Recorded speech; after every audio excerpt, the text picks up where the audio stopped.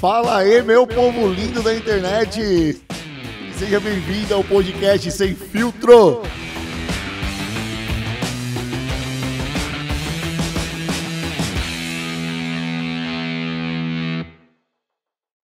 Fala aí, meu povo lindo da internet! Seja bem-vindo ao podcast Sem Filtro! Desde já, deixa seu like e, como diz a minha filha Valentina, por favorzinho, se inscreva no meu canal.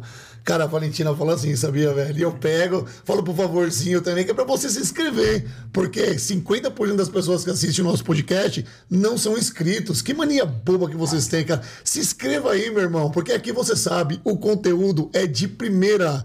E hoje, um dia mais do que especial pra mim, cara. Porque eu vou ter uma consulta grátis aqui. Eu recebo duas pessoas, cara, e um tá como co-apresentador comigo aqui, que vai me ajudar a fazer as perguntas certas aqui hoje. Senhoras e senhores, façam um barulho para o meu amigo, o pastor do Bola de Neve de Guarulhos, Márcio Ávila, o Marcinho! Tamo junto! Prazer estar contigo mais uma vez aqui. Vamos sugar o nosso convidado hoje aqui.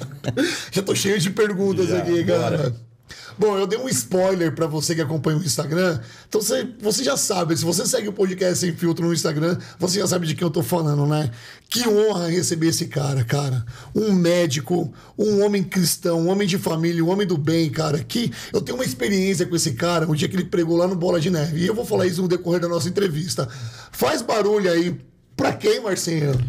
The one and only Dr. Braz. Yeah! Obrigado. Seja bem-vindo, Dr. Braz. Eu que agradeço, obrigado pelo convite. Tenho certeza que vai ser muito especial aqui, tá? Principalmente a presença aqui também do Marcinho, que é um querido aqui. Minha vida tem muitas histórias da minha vida passam pela sala do nosso querido Márcio Ávila. Cara, que legal. Rodolfo, isso. é um prazer estar aqui. Eu espero contribuir com a tua audiência. Todos vocês que estão assistindo, meu grande abraço aí para todos vocês. Obrigado, doutor. A gente que, sabe, elevamos o nível, né, Marcinho? A régua subiu agora. Subiu bem. Alguém desligou aí, mas tá tudo bem. Bateu ali atrás, seguimos aqui. Gente, ó, estar aqui com o Dr. Braz e com o Marcinho, cara, é um privilégio, sabe? É um pastor, um amigo e não menos amigo, o Dr. Braz aqui, que é um médico, e vocês fizeram um monte de perguntas porque ele cuida das doenças da mente. Posso falar isso? O termo é correto? Doenças da mente? Saúde mental, né? Pô, que burro, cara. Saúde mental. Me dá um cutucão aí, cara. Quando eu começar assim, você já me cutuca. Doutor, mas eu queria saber como é que foi a sua infância, cara? Como é que a sua família é cristã? Você vem de um berço cristão? Vamos lá. O Dr. Braz estava falando que muito do que ele trata são as questões dos traumas do passado. Então, nada melhor começar com a tua infância, né? E saber de onde que veio até o desejo de lidar. Né? Perfeito. É um tema que eu me debruço, né? Um tema que eu me empenho e me fadigo a estudar e a compreender cada vez mais, que é a questão relacionada justamente a essas sequelas emocionais de acontecimentos que aconteceram no nosso passado. Mas vamos lá, isso a gente fala depois. A minha história... Bom, eu sou de Fortaleza. Se intercalar em algum momento dessa? Assim, quando eu me formei, eu fiz faculdade de Presidente Prudente aqui no interior de São Paulo. E... Alô, Presidente Prudente, que eu amo. Presidente Epitácio, que você é, não? Eu morei em Prudente também. A minha família morou em Assis, mas a minha mãe morou em Presidente Epitácio, cara. Que legal, pertinho. Minha mãe, meus tios. Pertinho. E a gente tinha a minha esposa é médica também, a gente tinha esse trocadilho que o médico ele escolhe a especialidade para se tratar com ela. Se é verdade ou não, não sei se isso de fato confere. Eu sei que psicólogo faz para primeiro se entender, depois ele vai tratar os outros, né? Talvez faça um pouco sentido. E fica a dúvida, né? Será que não se entende ainda? Mas sem dúvida a gente se identifica. Acho que o maior grau de identificação entre as pessoas Se a gente falar em afinidade, a gente estava conversando aqui, esporte, religião, mas acho que tudo isso time, acho que traz muita afinidade, mas quando eu chego e olho nos teus olhos e digo assim, eu já passei pelo que você passou, eu já passei por essa experiência, isso gera um grau de conexão totalmente diferente. A gente está falando de uma experiência muito mais profunda. E quando a gente fala das histórias das pessoas e de qual foi o caminho que ela trilhou para chegar em determinada condição ou situação e as dúvidas e todos os dilemas que ela apresenta, tem uma história por trás disso. E sem dúvida nenhuma, a minha história, de certa forma, os passos e por onde Deus me conduziu, sem dúvida me trouxe até o dia de hoje.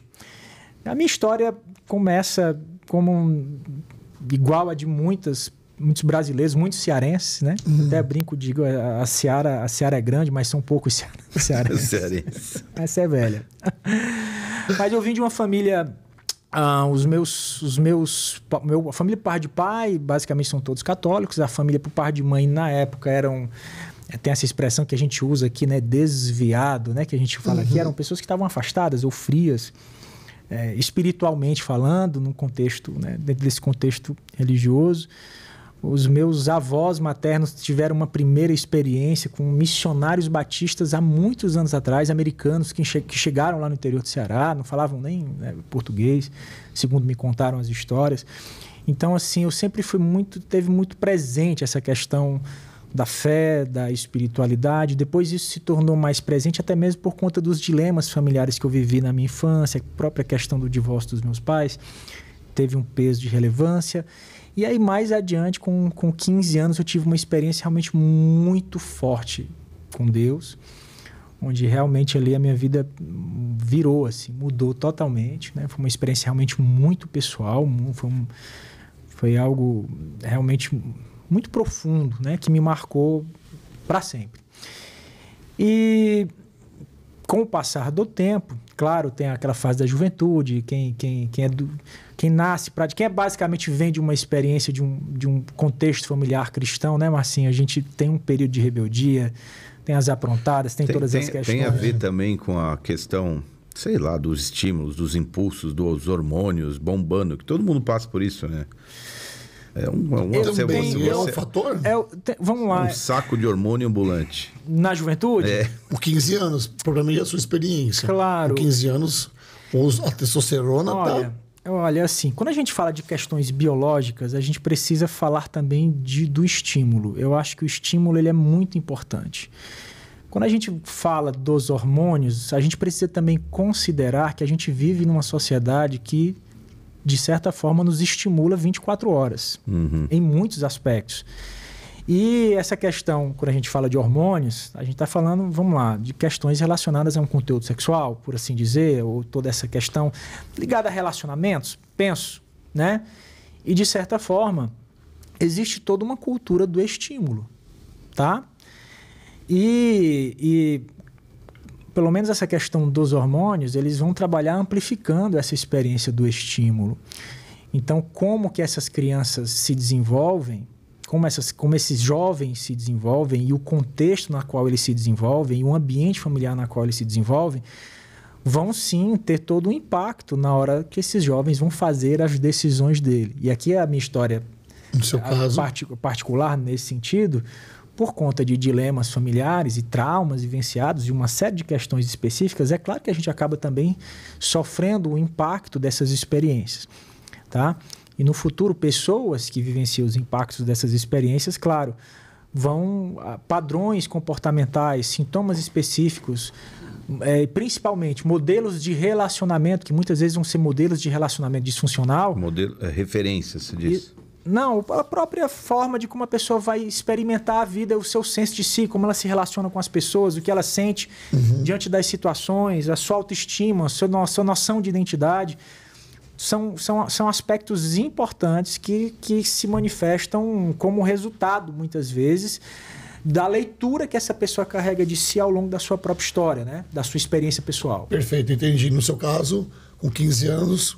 Eu tive esse impacto com Deus, né? Essa experiência com Deus, mas mais adiante, né? Na minha juventude, eu tive também muitas experiências dentro desse contexto. Eu sempre fui muito... digamos, apaixonado por essa experiência interna do indivíduo. O ser humano em si sempre me chamou muita atenção, né? Por que a gente age dessa forma? Qual que é a ideia? Qual que é esse contexto? Eu sempre me vi muito envolvido dentro desse contexto, no sentido de não só de amor ao próximo, mas a experiência humana, a vida em si, sabe? Por que algumas coisas aconteciam? Por que a gente sente coisas que a gente não se sente muitas vezes apto para explicar? O que leva a algumas posturas ou alguns conceitos? Essa ideia da interpretação da vida sempre me chamou muita atenção, né? No futuro, e aí já na faculdade, em determinado momento, assim, meio... assim, tem um momento da vida que você fica meio perdido, até que Deus levanta uma pessoa, coloca do teu lado e te fala assim, não, vai por aqui que você tem mais a ver com isso, né? Muitas vezes a gente não está apto para fazer uma autoanálise. Então, esse é um dos problemas dessa fase, que não só de você ser os hormônios borbulhando, mas você também está em busca de uma identidade. Você está muito vulnerável ali, né? Mas aí o que acontece, Márcio? Você tem a consciência da identidade, mas vamos lá. Mas aí aqui grande a gente se perde muitas vezes, porque aí não é a questão dos hormônios. Sim. Aí é a questão de uma estrutura do nosso cérebro que vai se formar, vamos lá, vai ter a sua atuação máxima lá por volta dos 25 anos de idade, com uma estrutura chamada córtex pré-frontal. E é justamente por conta desse córtex pré-frontal que nós vamos ser capazes de tomar atitudes pensadas. É a parte do cérebro que pensa, que faz as contas, que analisa a consequência dos seus atos, que planeja, que toma as decisões. Toma as decisões. Exatamente. E aí qual que é o grande ponto? A gente, vamos lá, a gente pensa que quando a gente nasce pronto, né? Que tá tudo certo. Tem nariz, olho, boca, né? Cabeça, tronco, tá, ser humano completo. Não. O nosso cérebro continua se desenvolvendo, né? O nosso sistema, essa parte do tecido nervoso, ele surge ali nos primeiros momentos ali da fecundação, cresce e desenvolve. O nosso corpo, ele também se desenvolve ao redor desse sistema nervoso, mas depois que a gente nasce, esse sistema nervoso continua se desenvolvendo, terminando digamos assim, essa conclusão por volta dos 25 anos. Tem gente que não vai até os 40, nada. Aí é que tá, o grande ponto. Os impactos... Não, quer dizer, isso não determina a capacidade, a neuroplasticidade, ela permanece. Os estudos vão dizer que quando um jovem, uma criança, se desenvolve num ambiente familiar adequado, onde ele tem, vamos lá, à sua disposição, questões de saúde mental, emocional, familiar, educacional, nutricional, o ser humano ele chega na sua capacidade, na sua plenitude, aí por volta dessa faixa etária até os 25 anos de idade. Muitas vezes esses recursos não estão disponíveis, tá? Muitas pessoas que estão nos assistindo aqui agora não pode ter vindo de uma família disfuncional, pode ter passado por problemas, pode ter sofrido uma série de situações, abusos, etc., privações. Então, quer dizer, Braz, que por eu não ter tido isso, será que eu não vou atingir o meu potencial máximo? E aqui a minha resposta para você é não. Você pode sim atingir o seu máximo de potencial, de experiência pessoal. Você pode ser algo muito além apenas daquilo que você vivenciou, daquela experiência que você teve, né? O grande ponto das feridas da alma é justamente a dor do não desenvolvimento. A gente está falando aqui, começando falando um pouquinho sobre espiritualidade. Eu acredito que torna do inferno um lugar terrível é a ideia de que não muda, entende? Porque a gente compreende o sofrimento. Eu aceito o sofrimento desde que eu entenda aquele momento como um processo de desenvolvimento. E vai passar. Eu aceito passar uma privação, eu aceito passar por uma dificuldade, eu aceito passar por qualquer situação específica, desde que eu entenda que aquilo é um processo. Desde que aquilo eu estou em desenvolvimento. Okay. E é justamente aqui que muitas feridas que a gente carrega ao longo da história, ao longo da nossa experiência pessoal, como diz um dos maiores especialistas de trauma no mundo, o Dr. Bessel van der Kolk, ele vai dizer que o grande ponto dessas feridas, desses traumas emocionais, é justamente a ideia de que aquilo vai durar para sempre. Daquela ideia de que aquilo nunca vai mudar. Eu sou assim mesmo, eu não nasci para isso, eu não nasci para desenvolver, para vencer, eu nunca vou conseguir vivenciar um amor, nunca vou ter uma família, eu nunca vou prosperar, eu nunca vou ter basicamente ele perdeu a esperança. Totalmente. Cara, perfeito. É o popular síndrome de Gabriela, que o pessoal chama, né? Sim, nasci assim, eu cresci assim, vou morrer assim. Exato. Mas essa síndrome tem mais a ver com turrice, com teimosia do que a síndrome de Gabriela, eu digo, do que o cara que está passando pela crise e não tem esperança. Na verdade, tem uma definição técnica disso que alguns cientistas americanos vão falar, eles vão chamar isso de tríade cognitiva. O que é que isso significa? Eu perdi totalmente essa crença, esse senso de si, eu perdi a crença nesse ambiente, eu perdi a perspectiva de futuro. Então, não tenho mais perspectiva em mim, nem no ambiente e nem no futuro. Ou seja, eu perdi totalmente essa noção de esperança. Note que é uma crença, tá, gente? Entendi. É uma convicção que essa pessoa carrega. É claro que tem um fundamento numa experiência que ela carregou ao longo da sua história. Né? Então, quando a gente fala da síndrome de Gabriela, nessa experiência de desenvolvimento, de alguém que passa pela sua história e vai vivenciando esses capítulos da sua vida, é claro que vão se levando assim, coisas e marcos que acabam por, digamos assim, estabelecer esse nível de entendimento, de reflexão. Eu tenho um exemplo que eu gosto muito de dar. Você imagine sempre dou esse exemplo em específico. Imagina aquela menininha que estava passeando no parque com a sua família. Okay. Seu pai, sua mãe, todo mundo ali. Por algum momento ali, o pai, sei lá, foi mexendo no celular, alguma coisa. E alguém estava passando ali com o seu cachorro e esse cachorro se solta e vai lá e por algum motivo o descuido morde aquela menina. Naquele momento, aquela criança, ela entende que essa instância maior de proteção e afeto e suporte e cuidado é os pais. Ela percebe o seguinte, puxa, o meu pai não foi capaz de me proteger dessa situação. Então, na mente daquela criança, o objeto, a situação cachorro, se torna algo que não existe instâncias superiores que podem livrar ela daquela situação. No futuro, tudo que se envolve, que se relaciona com o assunto, com aquele tema cachorro, vão se manifestar em forma de gatilhos. Então, o bicho, a experiência, o parque, sabe? O lugar, o cheiro, o som, o latido, tudo. Aquilo pode disparar naquela menina no futuro gatilhos. E o que é interessante aqui é que pode ser que essa menina não lembre disso no futuro de uma forma linear, contada, de uma narrativa. Lembra que eu falei do córtex pré-frontal, que é só com os 25 anos? É por causa desse córtex que ele explica pra gente que aquilo foi uma coisa aleatória que aconteceu. Tipo assim, olha, garota, aconteceu porque o seu pai estava sem querer mexer no celular e o rapaz se descuidou, não é pessoal, não é com você, foi uma catástrofe, vamos continuar a vida. Ela não tinha uma estrutura cerebral que explicasse isso pra ela. Ainda. Por isso que a gente diz que essas feridas, elas têm uma natureza pré-verbal. Ou seja, antes da gente ser capaz de contar o falar ou contar essa própria história. Então, no futuro, esses eventos que marcaram, tá, podem se manifestar como algum desses sintomas que nem mesmo ela sabe explicar. Já viu gente falar assim, puxa, tá tudo bem, mas eu me sinto depressivo? Tá tudo bem, mas tá no meio de multidão, me dá um desespero? Tá tudo bem, mas quando alguém fala comigo dessa forma, eu travo, eu bloqueio, eu tenho bloqueio. Até que algum gatilho dispare isso. E doutor, quando que começa a ser formado esse córtex pré-frontal? Então, é possível que crianças no ventre levem e carreguem experiências que sejam pré-verbal na ponto de ser na gestação? Excelente pergunta. Perfeito. Excelente pergunta. Eu trouxe ele aqui para isso. Vamos lá. Não, você não trouxe. Você trouxe para mais. Eu quero. Ele me trouxe aqui. Obrigado. Para eu entrar nas linhas. Bom negócio. Não, no que toca o espiritual. Nós vamos chegar lá. Né? Eu ganhei uma massinha, já ganhei. Mas eu quero voltar depois nos seus 15 anos também entrando no espiritual. Vamos lá. Ventre da mãe é importante, né? Vamos lá. A gente fala muito da questão genética. Quando você vê alguém sofrendo alguma coisa, alguém chega para você, eu sou estourado, assim. Eu sou sangue quente, eu sou colérico, eu sou alguma coisa. Não, porque o pai dele era assim, a mãe dele era assim. Eu, particularmente, eu não me sinto muito confortável com esse tipo de determinismo genético. Eu, particularmente, eu não acredito que porque o seu avô era assim, seu pai era assim, eu preciso ser assim. Eu tenho um problema com isso.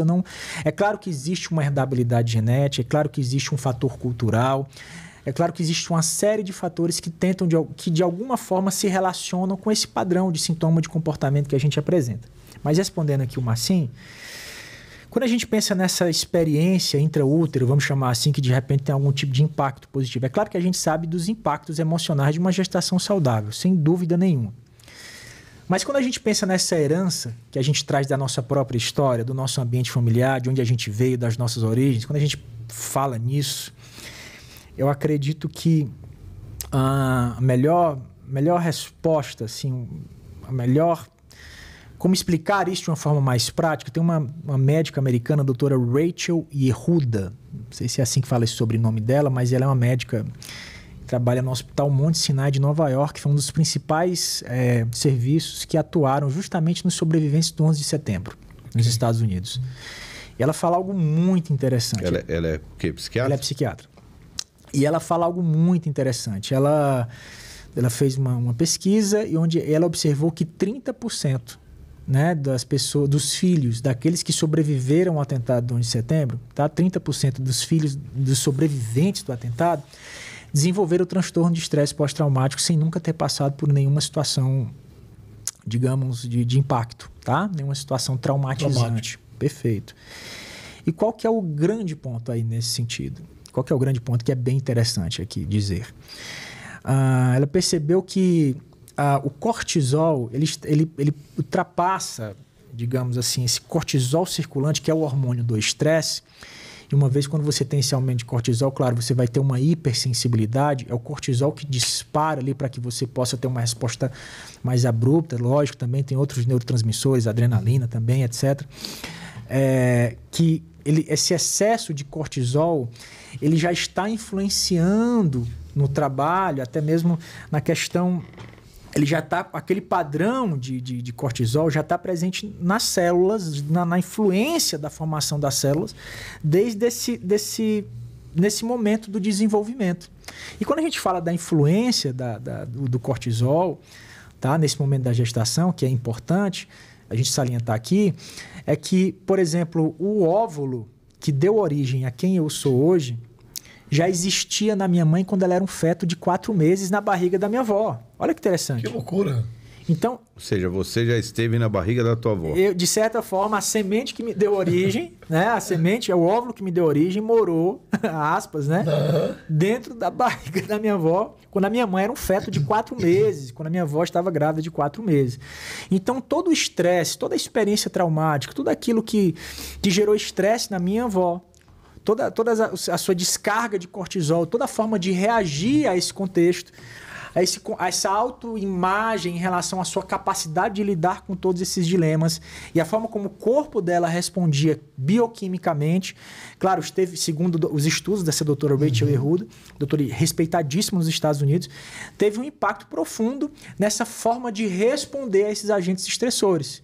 Então, é aqui que eu entendo que essa parte da genética entra em ação. Não é que necessariamente a gente transmita um diagnóstico de uma pessoa para outra, mas é justamente essa influência de como que nós reagimos a esses agentes estressores. Então, como você aprendeu a reagir um cara que é grosseiro com você? Dando porrada. Você entende? Como que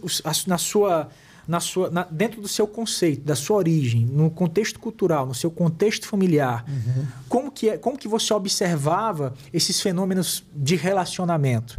Então, é claro que tudo isso vai ser levado em conta lá adiante, naquele momento de desenvolvimento, como que aquela pessoa vai se enxergar e vai sentir, né? Vai se sentir no mundo e na forma como ela se relaciona com as pessoas. Posso fazer uma consideração veemente? Olha que interessante. A gente não consegue pensar quão traumático foi o evento do dilúvio para uma família que ficou na terra e que sobreviveu, que foi a família de Noé, ele, a esposa, os 3 filhos, as 3 noras, e que deu origem, aí populou. Gerações depois, a gente vê os homens querendo construir um zigurate, uma torre que fosse até os céus, para que eles não fossem espalhados e tomados da terra. Babel. Que é Babel. Eles nunca passaram pelo trauma do dilúvio, mas eles carregavam a ideia de que eles poderiam de novo passar por aquilo. É um negócio que eles não viveram, ninguém viveu aquilo, né? Eles vieram depois. Mas você carrega. Perfeito, perfeito. Quando acaba a Segunda Guerra Mundial e a nação de Israel começa a se estabelecer como uma nação-estado, como eles começaram a se entender enquanto país, uma das primeiras coisas que eles fizeram enquanto povo, agora sim de fato um povo, estado, nação, eles fizeram uma campanha uma campanha de jornal, uma campanha, a propaganda, digamos assim, uma campanha publicitária, vamos chamar assim, tá? Mas assim, eles divulgaram no jornal o slogan, o primeiro slogan, principalmente naquelas primeiras guerras ali, que eles já travavam que eles travavam logo no começo da formação. Mas já teve várias vezes em Israel, né, Massim? E esse primeiro slogan da capa do jornal era nunca mais. Nunca mais. Ou seja, nós nunca mais vamos passar por aquilo de novo. Nunca mais eu vou permitir que façam isso comigo de novo. Nunca mais nós vamos permitir que nos tratem dessa forma. Entende? E se você... E a própria cultura, quando você pensa na cultura de lei de segurança, quando você pensa na cultura de Estado, quando você pensa em tudo no que diz respeito ao contexto, fala muito, né? Essa questão do antissemitismo e coisas relacionadas a isso. Ou seja, marca de certa forma. Existe uma marca que passa. A gente chama isso de trauma transgeracional. Né? É diferente de maldição hereditária, que não tem nada a ver com isso, tem? Bom, o Dr. Braz estava falando que ele não acredita muito na questão genética que faz uma pessoa... O determinismo genético. Determinismo genético, isso. Essa é uma pergunta que eu preciso fazer, mas eu creio que a maldição hereditária ela se manifesta absolutamente mais na questão de hábitos e costumes que são passados geracionais do que de qualquer outra forma. Perfeito. Eu acho que uma vez que... Aí a gente... Porque uma vez você mesmo me falou, todo ser vivo toca pelo menos 3 gerações. Defeito. Basicamente. Mas é o lance que eu te falei aqui agora. A gente morou... O óvulo que nos deu origem não esteve no ventre da minha avó? Sim. 1, 2 e 3ª geração vivenciando a mesma experiência. Exato. Ou 4, se a família estiver bem estruturada. Exato. E a palavra de Deus diz que ele quebra maldições da terceira... Ele visita, né? Visita a terceira a quarta geração. Até a quarta geração. Basicamente... A não ser nas épocas antigas, os caras viviam, né? Mas você está visitando ou tua bisavó ou teu bisneto. Dependendo da época que você tiver. São as 4 gerações na face da Terra. Tem então... um livro do escritor americano, né? Que eu não me recordo agora, só não tem em português, mas a tradução é Não Começou Com Você. Resumindo a tradução. É Mike... Poxa vida... E fala justamente de aspectos comportamentais que, na verdade, que a gente absorveu. O próprio conceito de Freud de identidade é muito interessante, se você parar para analisar, né? Ele diz, resumindo, tá? A síntese do conceito de Freud de identidade, por assim dizer, é o resultado de um processo onde nós assimilamos a partir de uma experiência oral, ou seja, falada, né? Ou seja, de certa forma, aquilo que nós somos é fruto de em primeiro lugar, um processo, em segundo lugar, de uma assimilação. Isso tem a ver com a identidade também. Não, mas aí é que, pelo menos eu acho esse conceito bem interessante de se discutir, de abordar, a ideia de que nós não nascemos com a sentença, né? Nós não nascemos com essa sentença e também nós podemos nos desenvolver a partir dessa experiência da qual nós nos referenciamos. Ou seja, a minha identidade vai passar por um processo de referência, né? Quando a gente fala da mente, é muito complexo. Vamos lá, deixa eu fazer uma pergunta para a pessoa que está me dizendo aqui agora. Por que a gente fala da mente é importante? Deixa eu perguntar um negócio aqui para vocês. Eu vou perguntar, né? Por favor, fique à vontade. Por favor, responda primeiro, tá? A mente existe? Gente, a mente existe. O que você acha? O que você acha, Adolfo? Pessoal daqui A mente existe. Ela existe? Não, vamos lá. Digamos que sim. Mas... Não, retórica não, pode falar. Sim. Perfeito. Vocês acham, equipe? Se o teu sistema de fé te... Não, bem cru. Não, eu tô te falando, porque aí a mente é um processo que você passou a ser uma alma vivente. Então, se o teu sistema de fé concebe a tua existência espiritual, ou seja, um ser não físico, tangível, então, de repente, a mente Você acabou de dar o conceito de consciência. O que você acabou de falar foi o conceito de consciência. Mas pensando nessa mente, dentro desse conceito mais popular possível. Ou seja... Minha mente falando comigo, a minha mente me fala isso. Esse Rodolfo aí dentro de você. O que está... Tudo isso aí dentro de você. pensar que, poxa, faz sentido, né? Acho que existe sim. Acho que você não é um cara desse tamanho. Tem aquele filme do Ed Murphy, né? Que ele é um... Já viu esse filme do Ed Murphy? Que ele é um robô, mas tem um Ed Murphy pequenininho lá, né? Sim. Esqueci o nome agora do filme. Eu também. Então, beleza, a mente existe. Então me prove, Rodolfo, que a sua mente existe. Quem tirou um pedaço da mente? Quem pegou... Vamos, esse aqui é um fragmento de mente, vamos colocar no microscópio e vamos observar. Aqui, tá aqui. A mente é isso aqui, o tamanho. Quantos gigabytes de informação cabe na mente? Quantas palavras eu posso falar com a minha mente durante um dia? Você tem esse número existe? Por que essa pergunta é importante? Porque com esse mesmo critério que eu utilizo para perguntar se a mente existe, é o mesmo critério que a gente usa para perguntar se Deus existe. Ou seja, quem colocou Deus no microscópio? Essa perguntar se a mente existe é importante para perguntar também se Deus existe, ok? Quando você pega a palavra existir, ela é a união de dois vocábulos, um grego e um latim. O grego ek, aí vem a palavra, Marcinho, eclésia, né? Quer dizer fora ou para fora. Eclésia é o koiné de igreja, né? Quer dizer chamados para fora, né? E existere significa estabelecido. Então, é uma união. Existere. Lembra do padre Quevedo, né? Esse é o nome. Existe. Lembra desse cara? Lembra desse? Sim. Então, a palavra existir é a união desses dois vocábulos, né? Existere, quer dizer estabelecido do lado de fora. Eu só posso entender que a minha mente, a sua mente, ela existe dentro desse contexto a partir daquilo que eu estabeleço externamente. Aquilo que eu entendo a composição, a saúde da sua mente, a partir daquilo que você apresenta externamente em forma das suas ações, do seu comportamento, da sua autoimagem. Da mesma forma, eu só consigo provar que Deus existe através da minha vida, que eu sou capaz de expô-lo com as minhas ações. Então, quando a conversa vai tomando, dando umas ramificações. Vai chegando nos lugares. Doutora, isso faz com que, por exemplo, qualquer diagnóstico de saúde mental, ela seja... Por isso que não é uma doença, ela é também não é uma suposição, o diagnóstico ele não é clínico, patológico. Porque você não analisa, você não pega o teu sangue, a urina de alguém e fala assim, você é borderline. É o grande dilema, grande dilema. Tem um psiquiatra naturalizado americano, o Dr. Thomas Ora, ele se debruçou, eu acho que ele não é cristão especificamente, apesar de ser simpatizante desse conceito de espiritualidade.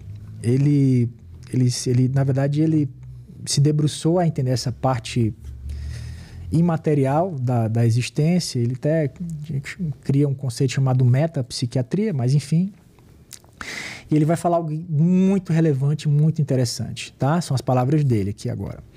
Ele vai dizer que toda forma, todo método, toda teoria que se propõe a analisar o ser humano, tá? Ou a mente humana, ignorando o contexto, que esse homem é a imagem e a semelhança de Deus, em algum momento vai se mostrar ineficiente, ou insuficiente, ou ineficaz. O resultado é negativo sempre. Porque é muito importante a gente saber vamos lá. Daqui, que é isso aqui, Marcinho? Um celular? Esse aqui é um celular, certo? Certo. Fecha aqui rapidinho. O que o celular faz? Recebe ligações, ele manda liga, mensagem. Um celular perfeito. Um celular perfeito é o quê? Um que recebe chamadas, é um que faz chamadas. E claro, esses últimos aparelhos agora têm as suas tecnologias, tem os aplicativos, ele também é câmera, etc e tal. Você sabe o que é um celular perfeito? Perfeito. Você sabe o sinal, tudo isso, ok? Perfeito. Agora a gente consegue... Como que a gente pode dizer então que uma mente é perfeita? Como eu acabei de falar, a gente não consegue pegar um fragmento da mente, colocar aqui e dizer, vamos observar a simetria da mente, a sua fisiologia. A gente não consegue. Então, como que eu sei que um celular não está funcionando bem? Porque você consegue na base... Dos hábitos? Não, na base de qualquer exame de impulso elétrico, qualquer coisa assim. Mas vamos lá, é outro tipo de análise que estou querendo fazer aqui. O comportamental, eu sei que esse celular tem problema, digamos, porque eu sei como que um celular perfeito funciona. Você tem um parâmetro. Você tem um parâmetro de perfeição para saber como algo está funcionando, ok? Quando nós chegamos na mente humana e a gente querer entender, criar um padrão de perfeição, a gente precisa de uma referência perfeita. De um padrão. De um padrão perfeito. E aí eu pergunto, quem existe um ser vivo que tem quem pegou uma mente perfeita para analisar? Então eu preciso de uma referência. Para colocar como contraponto. Eu acho quem é a referência perfeita? Eu vou deixar a resposta para o pastor Márcio falar quem é a referência perfeita. Eu quero fazer uma incisão aqui, porque no começo você falou que os processos... Primeiro que uma mudança, como você uma vez me disse também, nunca é um evento, mas é um processo. Uma mudança numa vida de uma pessoa nunca é um evento, mas é uma mudança. Um evento pode ser o gatilho, mas é o processo. E a palavra de Deus fala em Tiago para a gente ter, por motivo de alegria, passar pelos processos da nossa vida, porque eles nos vão tornar maduros e perfeitos. Os processos, normalmente, eles são túneis escuros, e a pessoa que está passando por um túnel e que não vê uma luz no fim, ele fala, caraca, quando é que eu vou sair daqui? A ponto de ele perder a esperança. A gente entende que pessoas chegam ao nível do suicídio, e o suicídio, como a gente sabe, é uma solução definitiva para um processo que é passageiro, né? Então você, né, toma. Agora,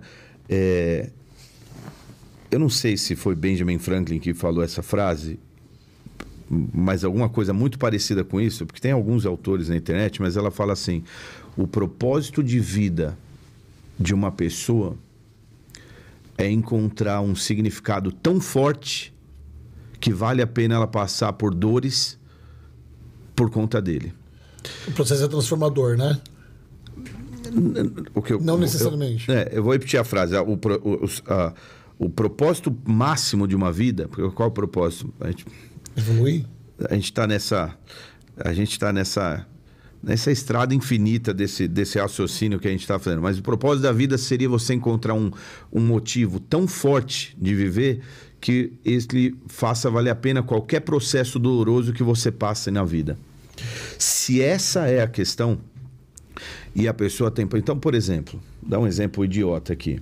Eu fiz uma cirurgia no ombro. Ninguém quer sentar numa mesa, ser operado. Um abraço pro Dr. Felipe, querido que cuida da gente. Felipe Caiate, grande abraço. Quem que quer sentar, levar uma injeção, apagar numa mesa de cirurgia, ter o ombro operado, correndo o risco de alguma coisa acontecer? Bom, eu quero voltar a jogar tênis na minha vida, eu quero ser saudável, eu quero ter um ombro bom. Eu calculo os riscos, eu calculo o benefício e eu saio com um denominador ali e falo assim, vale a pena. Você tem filhos. Você fala, cara, eu não queria passar por isso, mas pelo meu filho eu me sujeito a isso. Eu tenho uma esposa. E você agora se sujeita às dores, porque a vida é difícil. A vida, por essência, ela é braba, ela é dolorosa. Você passa por experiências que não são fáceis. Mas você fala, vale a pena passar? Então, quando você encontra um motivo que te faça valer a pena passar por aquelas dores, você consegue sair do outro lado bem. Se o teu sistema de fé te mostra um futuro, você passa a ser uma pessoa resiliente o suficiente para sair do outro lado. E aí, para mim, que o sistema de fé entra como algo tão, mas tão valoroso na formação de uma pessoa e na vida dela. Porque ela te faz passar por processos que você, de outra forma, não passaria. Tem um escritor americano... Eu quero acrescentar depois. Claro, não, fica à vontade. Não, vamos lá. Desculpa te interromper. Eu nem falei da Black School ainda, nem te dei presente ainda, não falamos do Instituto Forte ainda. Tá rolando, vamos aí. O escritor best-seller americano Simon Sinek, ou Sinek, enfim. Tem um livro que ele, muito bom, dica aqui, ele fala Comece pelo Porquê. E ele vai falar do segredo de muitos grandes empresários americanos que se despontaram no seu ramo. E ele conta a história do Steve Jobs, ele conta a história agora de uma empresa de aviação que despontou nos Estados Unidos. E ele mostra porque muitos empreendedores, na verdade, eles paravam no meio do caminho, eles não sustentavam o seu projeto, os seus sonhos, etc., porque eles sempre estavam em busca de o quê, ou um número, ou alguma coisa eu não sabia como fazer. E quando esses empreendedores, eles pensavam não só no produto, mas no porquê eles faziam aquele produto, e ele fala bastante da Apple, por exemplo, né? Aonde a Apple queria chegar, no brand, no lifestyle, tudo isso que envolvia, ele observou que essas pessoas, ele conseguia se conectar muito mais com as demandas pessoais das pessoas. A agenda de Jesus, de manhã, de tarde, de noite, o que ele fazia, quando ele ia para um lugar, ele ia para o outro, você observar nos evangelhos, ele dizia sempre assim, para que se cumpra o que estava escrito. Então ele ia para o lugar, eu vou ali para que se cumpra o que estava escrito. Note, o próprio Jesus, ele se submeteu, vamos chamar assim, tá? Ele viveu por coisas que dentro dessa sua própria narrativa seriam então maiores do que a sua vontade pessoal, maior do que ele naquele momento, maior do que as suas vontades pessoais naquele momento. Quando a gente pensa no para quê das coisas, ou começando nesse para quê, né? Começando nesse porquê, faz muito mais sentido. Por que a gente está aqui? Por que a gente está conversando? Por que a gente se esforça? Por que a gente vai lá de novo? Então, o grande ponto, acho que o grande ponto de angústia nesse contexto, e claro, tem uma origem nessas feridas, na forma como a pessoa se entende no mundo, como ela se protege, como ela trabalha as suas feridas e ela se constrói em torno desse modelo egocêntrico de sucesso, ela pode sofrer no futuro porque essas fontes razões, externas, essas fontes externas são esgotáveis.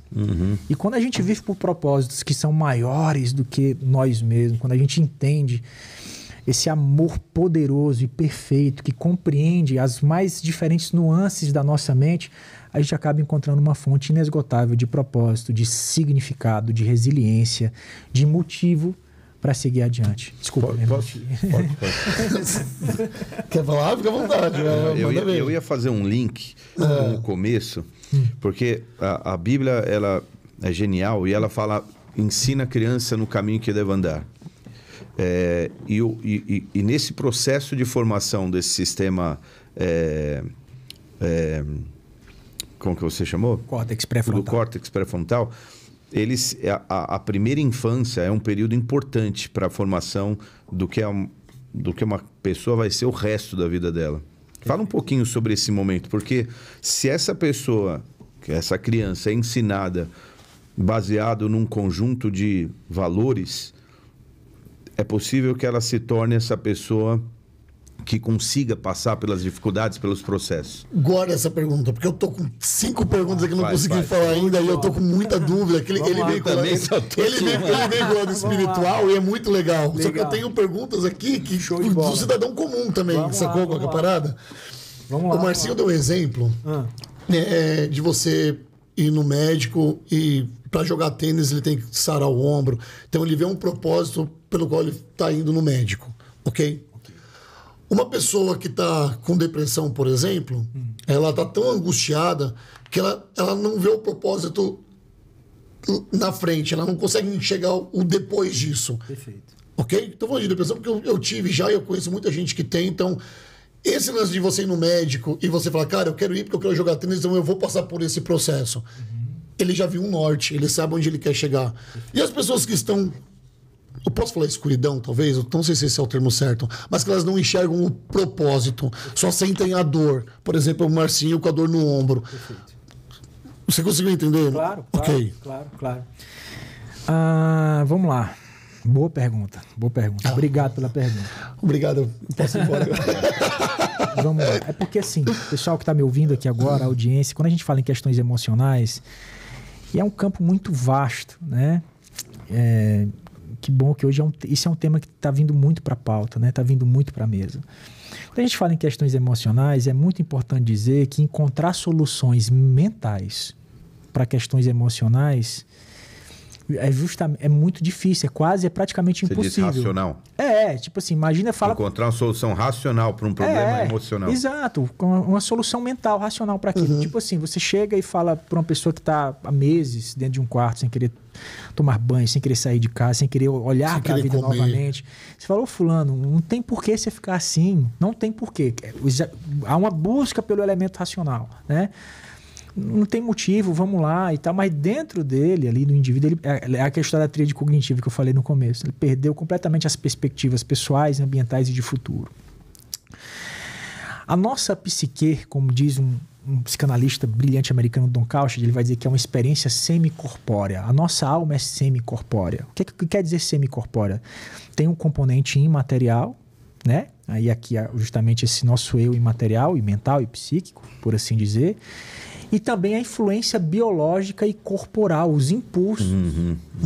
Tá? Então a gente estava chegando ali, eu e o Paulo, a gente chegou e falou: o tamanho do Rodolfo, ele é imenso, ele é um cara que intimida, né?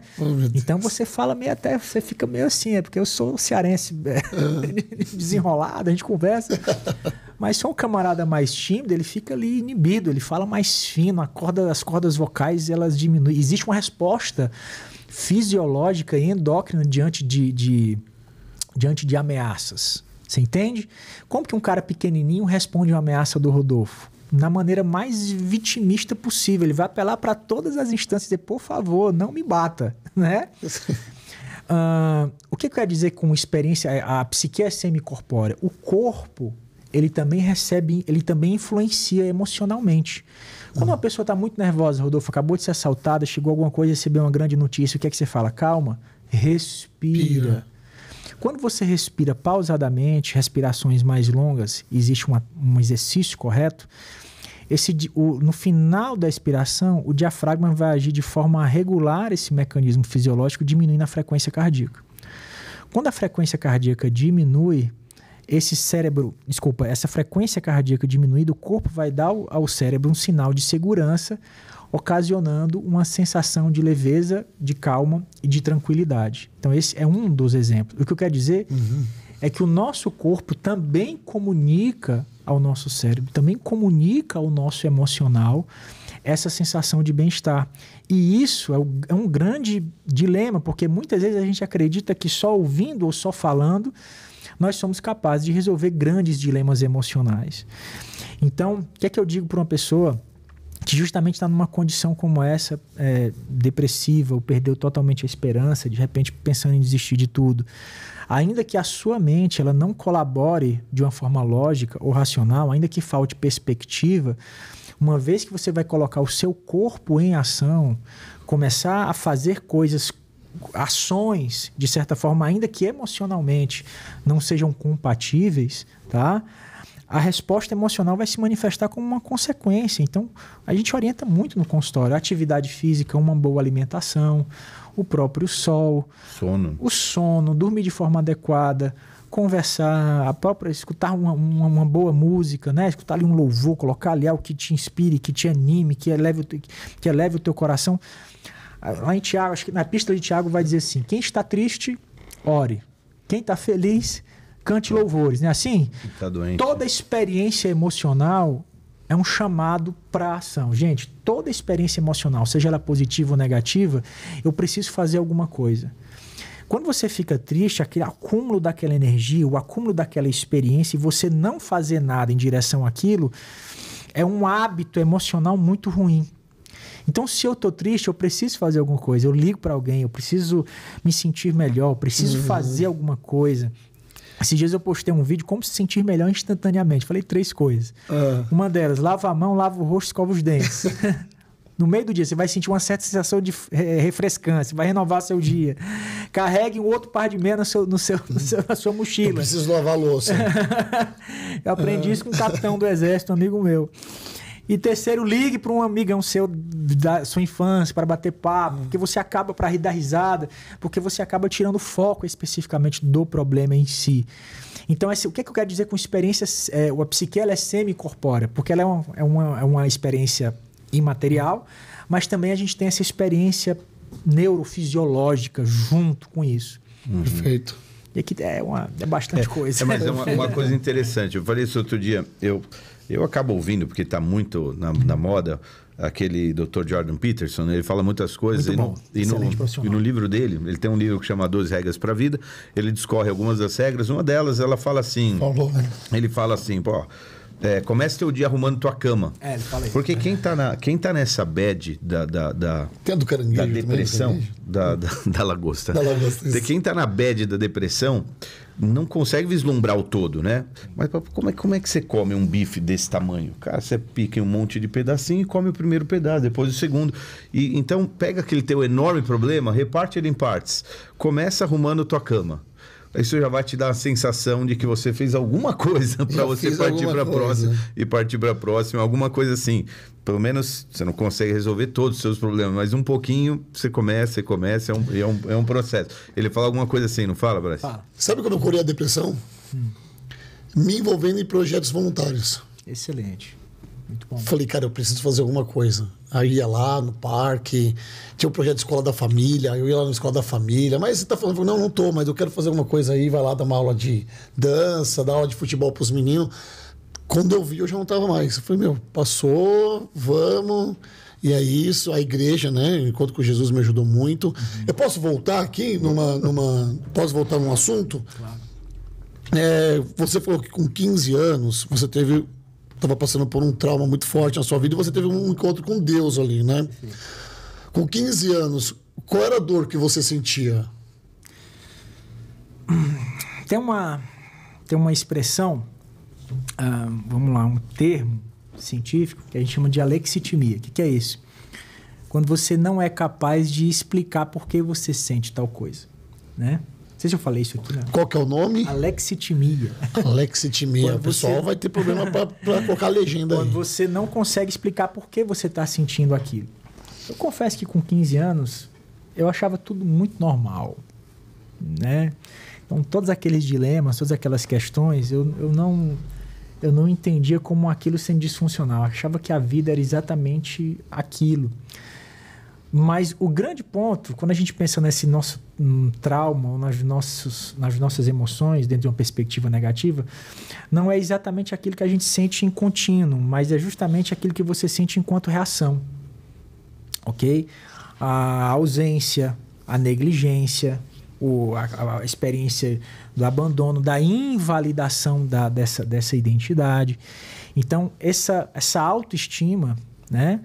Ela vai se desenvolvendo e gerando naquela pessoa, ou a falta dela, né, vai crescendo e gerando ali aquele complexo de inferioridade. E é justamente esse tema, é um núcleo do trauma emocional, né?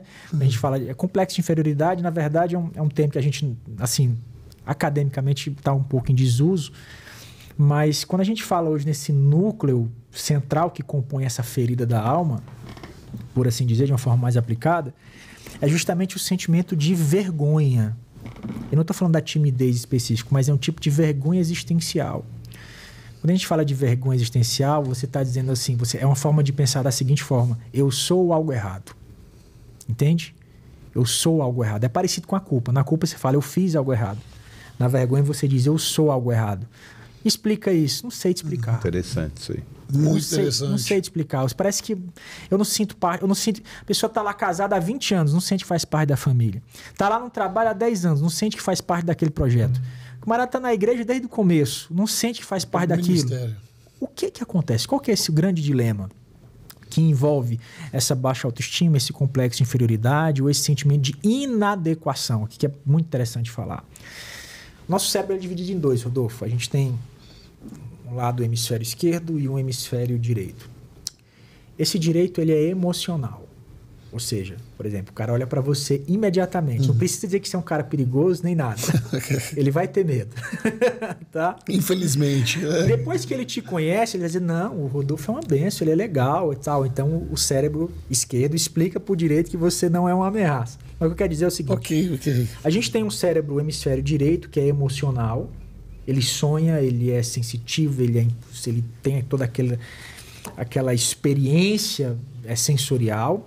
E um hemisfério esquerdo que ele é totalmente racional, tá? É o que vai fazer conta, vai botar o pé no chão, que vai planejar as coisas, tá? Então, a gente tem um hemisfério direito que sonha e um hemisfério esquerdo que vai fazer as contas e vai planificar, vai trabalhar num plano de ação para que aquele sonho se torne uma verdade, uma realidade, ok? Ele vai buscar a melhor forma de executar. Exato. Ou ele regula, ele imita também. Não, é o direito que faz essa regulação, essa imitação, esse reflexo espelho que a gente chama, mas é um outro ponto. Quando alguém sente esse complexo de inferioridade, essa vergonha dentro desse contexto, esse sentimento de inadequação, o estímulo que vai do direito para o esquerdo, ele é interrompido. Existe uma interrupção desse estímulo. Então, aquele sonho ele vai se desenvolvendo. Quando ele vai passando para o outro lado, é como se existisse alguma coisa que tivesse quebrado aquela ponte, destruído aquela ponte. Então, antes de partir para a esfera da possibilidade do ser, do existir, do fazer, do acontecer, do reconciliar, do tornar real, aquela experiência emocional, ela é como se esse fluxo fosse bloqueado. E aí, a partir dali, a ideia do sonhar, não é para mim. Não, isso não vou conseguir. Ela até tem o desejo, ela vivencia o desejo de ser feliz, mas ela é como se aquele sonho ele fosse abortado, entende? Tem um escritor, um grande conferencista, Miles Monroe, ele fala que o cemitério é o lugar mais próspero do mundo, porque os grandes sonhos e projetos que não aconteceram estão lá. É o lugar mais rico do mundo, é o cemitério. Então, quando a gente fala nesse contexto, Rodolfo, você falou o que eu sentia. O que eu sentia era justamente essa ideia de não ser capaz, né?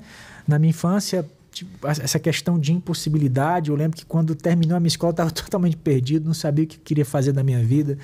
Uma vez o professor perguntando para todo mundo: fulano, o que você vai fazer? Você é engenheiro, você é advogado, você é empresário, todo mundo é legal. E quando você, Braz, eu lembro que eu estava sentado quase lá no fundo. De longe eu não era um dos melhores alunos da sala, mas disse: eu vou ser médico. Crise de riso na sala, total, né? Todo mundo naquela crise de riso por minutos, né? E graças a Deus eu fui vou dizer o único médico, não vou dizer o único médico, mas eu fui o único médico ali. Depois eu tive mais 2 colegas que eu consegui levá-los para fazer medicina, consegui estimulá-los para fazer medicina, mas naquele primeiro momento eu fui ali o único que foi médico mesmo, diante de toda aquela impossibilidade. Então, quando eu olhei para mim e para o meu ambiente, realmente eu não consegui encontrar recursos. E aí vem aquele chamado: Pedro, põe o pé para fora do barco no meio dessa tempestade, né? É aqui que a fé entra em ação de uma maneira que a ciência realmente nunca vai conseguir explicar. Freud não conseguiu explicar, ninguém vai explicar, né? O que é que faz a gente colocar esse pé para fora do barco, né? O que é que vai acontecer? Né? Então, essa cura para essa impossibilidade, muitas vezes, é não fazer realmente essa conta. E, às vezes, a gente não está apto para fazer essa conta, né? Rodolfo, você está aqui. Eu sei que você é um cara que você tem sonhos. Então, se você parar para pensar, de certa forma, para onde você quer chegar humanamente, talvez seja uma conta difícil de se fazer. Mas é de uma forma muito especial. As coisas, elas tomam uma forma que você não imagina. Só para não estender aqui, mas já estendendo,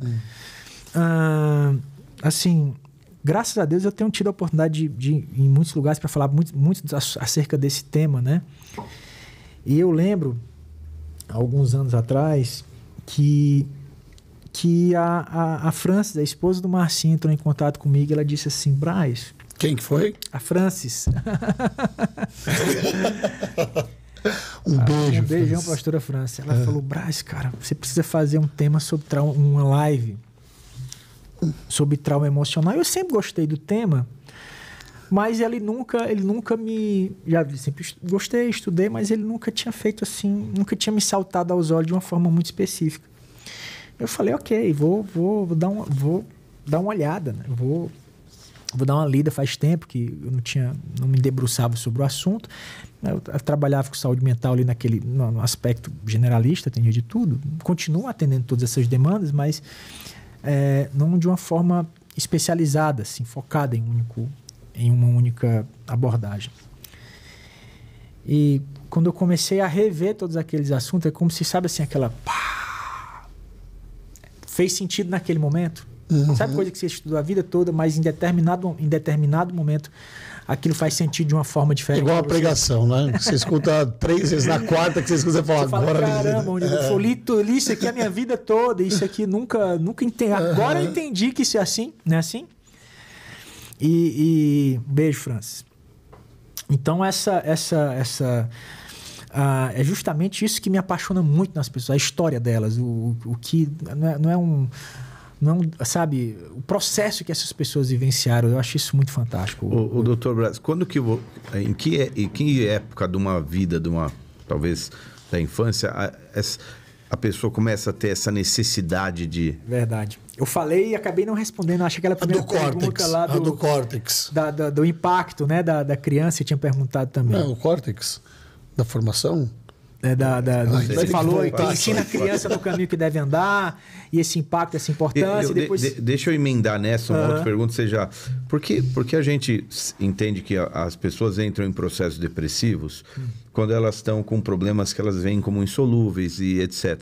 E quando você traz isso para uma criança de 8 anos, 10 anos, que basicamente é cuidada, sustentada, algumas delas que têm tudo que uma criança pode ter, e mesmo assim elas estão em depressão.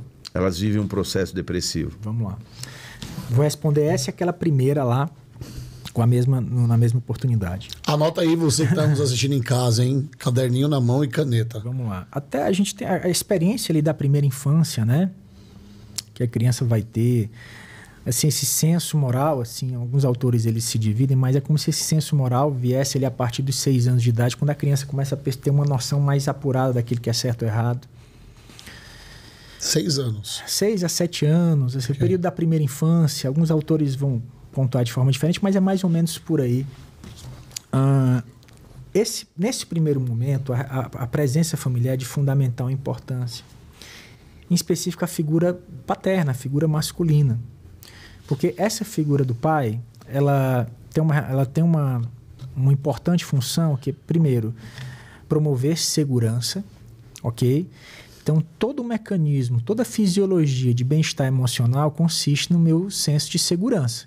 Se a gente está conversando aqui agora e alguém me fala, tem um pitbull que está solto, ele é mansinho, mas ele está sem coleira, ele está ali no cantinho dele. Por mais que eu não vou me sentir, digamos, vou ficar relaxado, vou ficar apreensivo. Então, todo esse existe esse conceito de segurança, e aqui não estou falando só da segurança física, estou falando da emocional, espiritual, financeira, afetiva, etc. Então, todo o conceito de bem-estar emocional vem a partir do conceito da segurança. Tá? Quando a gente fala da figura do pai, nesse processo de desenvolvimento, ele é um dos responsáveis, nessa primeira infância, ele é o principal responsável dentro desse conceito de segurança.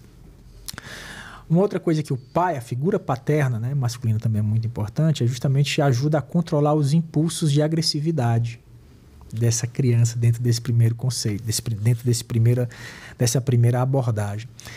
Então, essa estrutura familiar bem consolidada, claro, a mãe também tem funções importantes, a questão do afeto, da conexão, das necessidades do indivíduo também são supridas na mãe, mas essa estrutura familiar muito bem estabelecida dentro desse conceito, né, nesse primeiro momento, vai ser de fundamental importância para essa criança no seu desenvolvimento, não só ter esse senso de bem-estar psicológico, emocional, bem estabelecido, mas também essa questão do controle dos seus próprios impulsos, tá?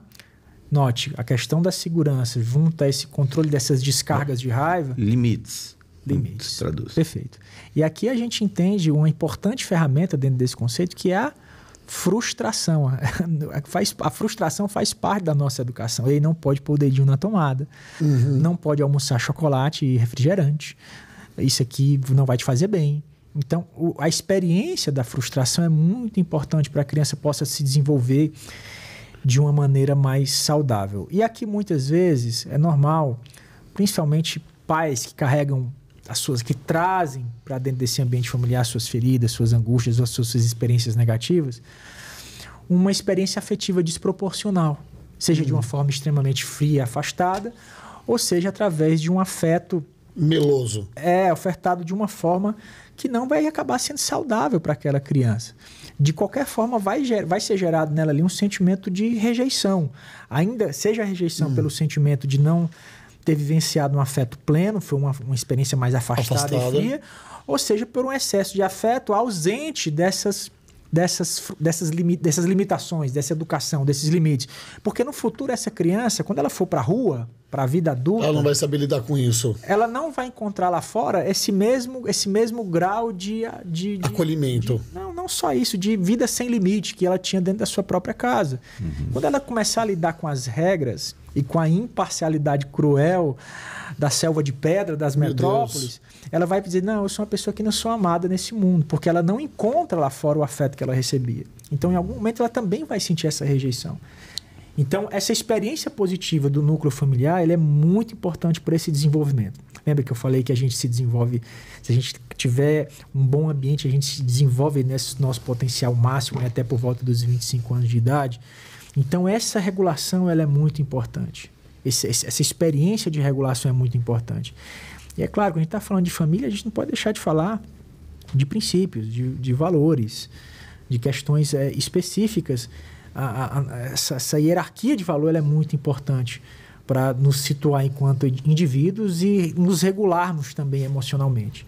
Ou seja, aquilo que eu estou fazendo, aquilo que eu sei que é honroso, que é virtuoso, que é correto, que é nobre, que ajuda o próximo, que faz bem, né? E aí eu acho que tudo isso vai muito ao encontro do que você havia argumentado, falado, perguntado. Sim, mas posso fazer uma pergunta para você, Marcinho? Pode. Porque aí a gente pega o lado clínico, né, médico, cientista do negócio, e a gente pega o lado espiritual, você como pastor. Como que é lidar com famílias que tem esse extremo assim? Pessoas que se aconselham muito com você em relação a isso? A sua direção com uma família dessa vai para onde? Eu não quis interromper uma hora que o doutor estava falando, mas ele mesmo já me instruiu algumas vezes de como o processo químico do corpo, ou como você usou um termo, neurofisiológico do corpo também afeta. Então, e eu entendo isso, porque à medida que você estava falando dos traumas, contar uma rápida história aqui, em 2016 para 2017, a minha esposa sofreu um acidente seríssimo de carro. Ela bateu, ao dormir no volante, ela bateu atrás de um ônibus parado, ou seja, ela bateu sem frear, ela bateu despreparada, e foi muito forte e foi muito traumático. Ela ficou bem, graças a Deus, sobreviveu no casulo do carro, muito bem estruturado aquele carro. E Deus preservou a vida dela. Beleza, ela teve calma o suficiente para reagir naturalmente, falar e tal. Passou 2 dias, não me engano, 1 dia ou 2. A companhia de seguro falou para eu orientar eu falei, mais perto da minha casa. Pois bem, 2 dias depois, ela estava voltando fazer a unha, o cabelo a pé, porque ela só machucou a mão. Só a mão dela ficou enfaixada. E quando ela estava passando numa rua próxima à nossa casa, ela viu o carro dela chegando em cima do guincho de uma plataforma.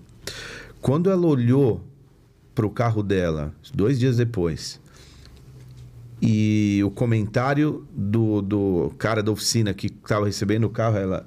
Coitado do presunto que estava aí dentro. Deve estar, sei lá, esse foi para outro. Sei lá, fez algum comentário assim. Esse aí não sobreviveu. E era ela. E ela teve uma crise ali. E é como se todas aquelas reações fisiológicas viessem, ela caiu. Descarga, né? Uma descarga e tal. Então eu entendo como os fatores fisiológicos também vêm. Porque... Como psiquiatra, diferente do psicólogo, você lida muito com remédio, né? Com remédios que estimulam essas coisas. Então, eu procuro entender o que a pessoa está vivendo, quais são os estímulos que ela recebe de casa, do esposo, do marido, da vida. Se a vida está martelando ela, que processo ela precisa interromper, que vão ser saudáveis, que processo ela pode começar a fazer, além de sono, comida, lazer, esporte, que podem ser saudáveis, porque eu entendo como o espiritual caminha ao lado do natural. Perfeito. Então, eu não sou médico, mas eu faço essa breve análise, porque isso está diretamente. Então, em primeiro plano... Eu procuro entender o que o cara está vivendo.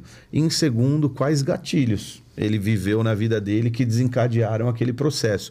Porque eu sei que processos como esse, um acidente, um trauma muito forte, cara, desencadeia química no corpo do cabra que ele não consegue recuperar, né? E alguma coisa faz sentido isso? Perfeito. Não, sim. Posso acrescentar com outro exemplo, que tem tudo a ver com essa descarga emocional? Uma vez eu tive uma arma apontada na minha cara. Numa situação, o cara parou na frente da garagem e eu queria sair com o carro no estacionamento, na Vila Maria, Rua da Gávea, e um Golf parado, e eu querendo sair com o carro, e o cara só foi um pouquinho pra frente assim, eu saí com o carro e parelhei do lado. E comecei a gritar com o cara, você tá louco? Você não tá vendo que aqui é uma garagem, não sei o quê? Cara, o passageiro abriu assim, ó, e colocou uma quadrada assim, ó. E na minha reação, foi colocar a minha cabeça na arma do cara. Isso é bom? Então atira, mano, você tá louco? O cara olhou pra minha cara assim e começou a rir. Rir, de verdade. Aí ele recolheu e falou assim, cara, você viveu de novo hoje. Eu vou embora, mas agradece a Deus que hoje você viveu. E foi embora. O cara do lado parou na frente da garagem e começou a bolar um baseado, uma maconha lá, e ele nem se ligou que era uma garagem ali. E eu, no auge do meu ímpeto, né, cara, sanguíneo pra caramba, você tá louco, que não sei o quê. Cara, quando o cara saiu, eu andei com o carro, eu acho que eu andei 30 metros, estacionei o carro. Eu tive uma crise de choro, mas uma crise de choro incontrolável. Incontrolável. Sabe o que é incontrolável? Aquela que você chora, aí mela o nariz, aquela coisa feia, horrível. Eu falei, mas por que eu não chorei na hora? Por que na hora a minha reação não foi recolher, foi avançar? Eu fui tomado por uma adrenalina, cara, na hora, mas depois teve essa descarga emocional. Perfeito. Boa, muito bom. Eu indico muitas pessoas para o Dr. Brás. Porque... Eu tô salvo, tá? Glória a Deus. Eu sei que você tá bem.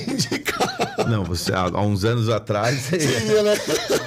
Hoje ele tá bem. Porque eu sei que você precisa de uma sei lá, não só de uma expertise, mas de um equilíbrio para saber até onde isso é tratado quimicamente, vamos assim dizer, e até onde isso é tratado, vamos lá, sei lá, esse testemunho do Rodolfo aqui é bem legal e bem muito propício, tá? Quando você enfrenta uma experiência estressora, uma ameaça, e aqui não só ameaça física, mas uma ameaça emocional, uma ameaça... Podemos usar os dois exemplos, tanto o acidente de carro, como essa violência urbana, essa situação. Quando a França, ela dormiu, né? A reação dela... Mas a gente responde a esses agentes estressores. Quando a gente fala de agente estressor, a gente está falando de algo que provoca em nós essa reação fisiológica, que se relaciona, né? Que tem a ver com aquela memória traumática. Quando a gente responde a uma ameaça, nesse sentido, a gente tem 3 modelos de resposta. A primeira delas é uma sequência, assim, tá? A primeira delas é o nosso mecanismo de luta ou fuga. Ou seja, a minha capacidade de enfrentar aquela ameaça, né? Então, o Rodolfo foi lá e ele botou a cara na frente do revólver. Ele se viu, nessa hora especificamente, lembra que eu falei do córtex? Tipo assim, ele despluga.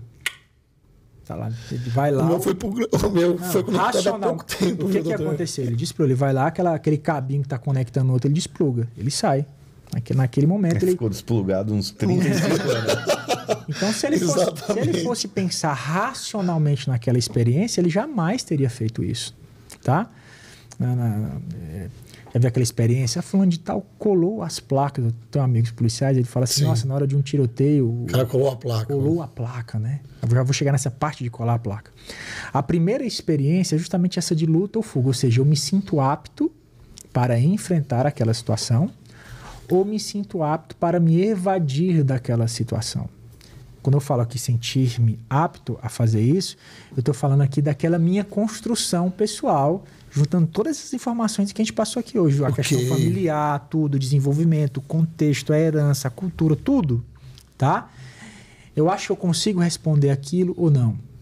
Tá? Muitas vezes acontece em diversas instâncias. Esse é um exemplo de violência, mas, por exemplo, a pessoa às vezes está num trabalho que ela é oprimida por um superior e ela fala, puxa, eu nem consigo enfrentar esse homem, essa pessoa, essa mulher, mas também não consigo pedir demissão porque eu tenho demandas particulares, familiares em casa. Então, eu não consigo nem enfrentar e nem fugir.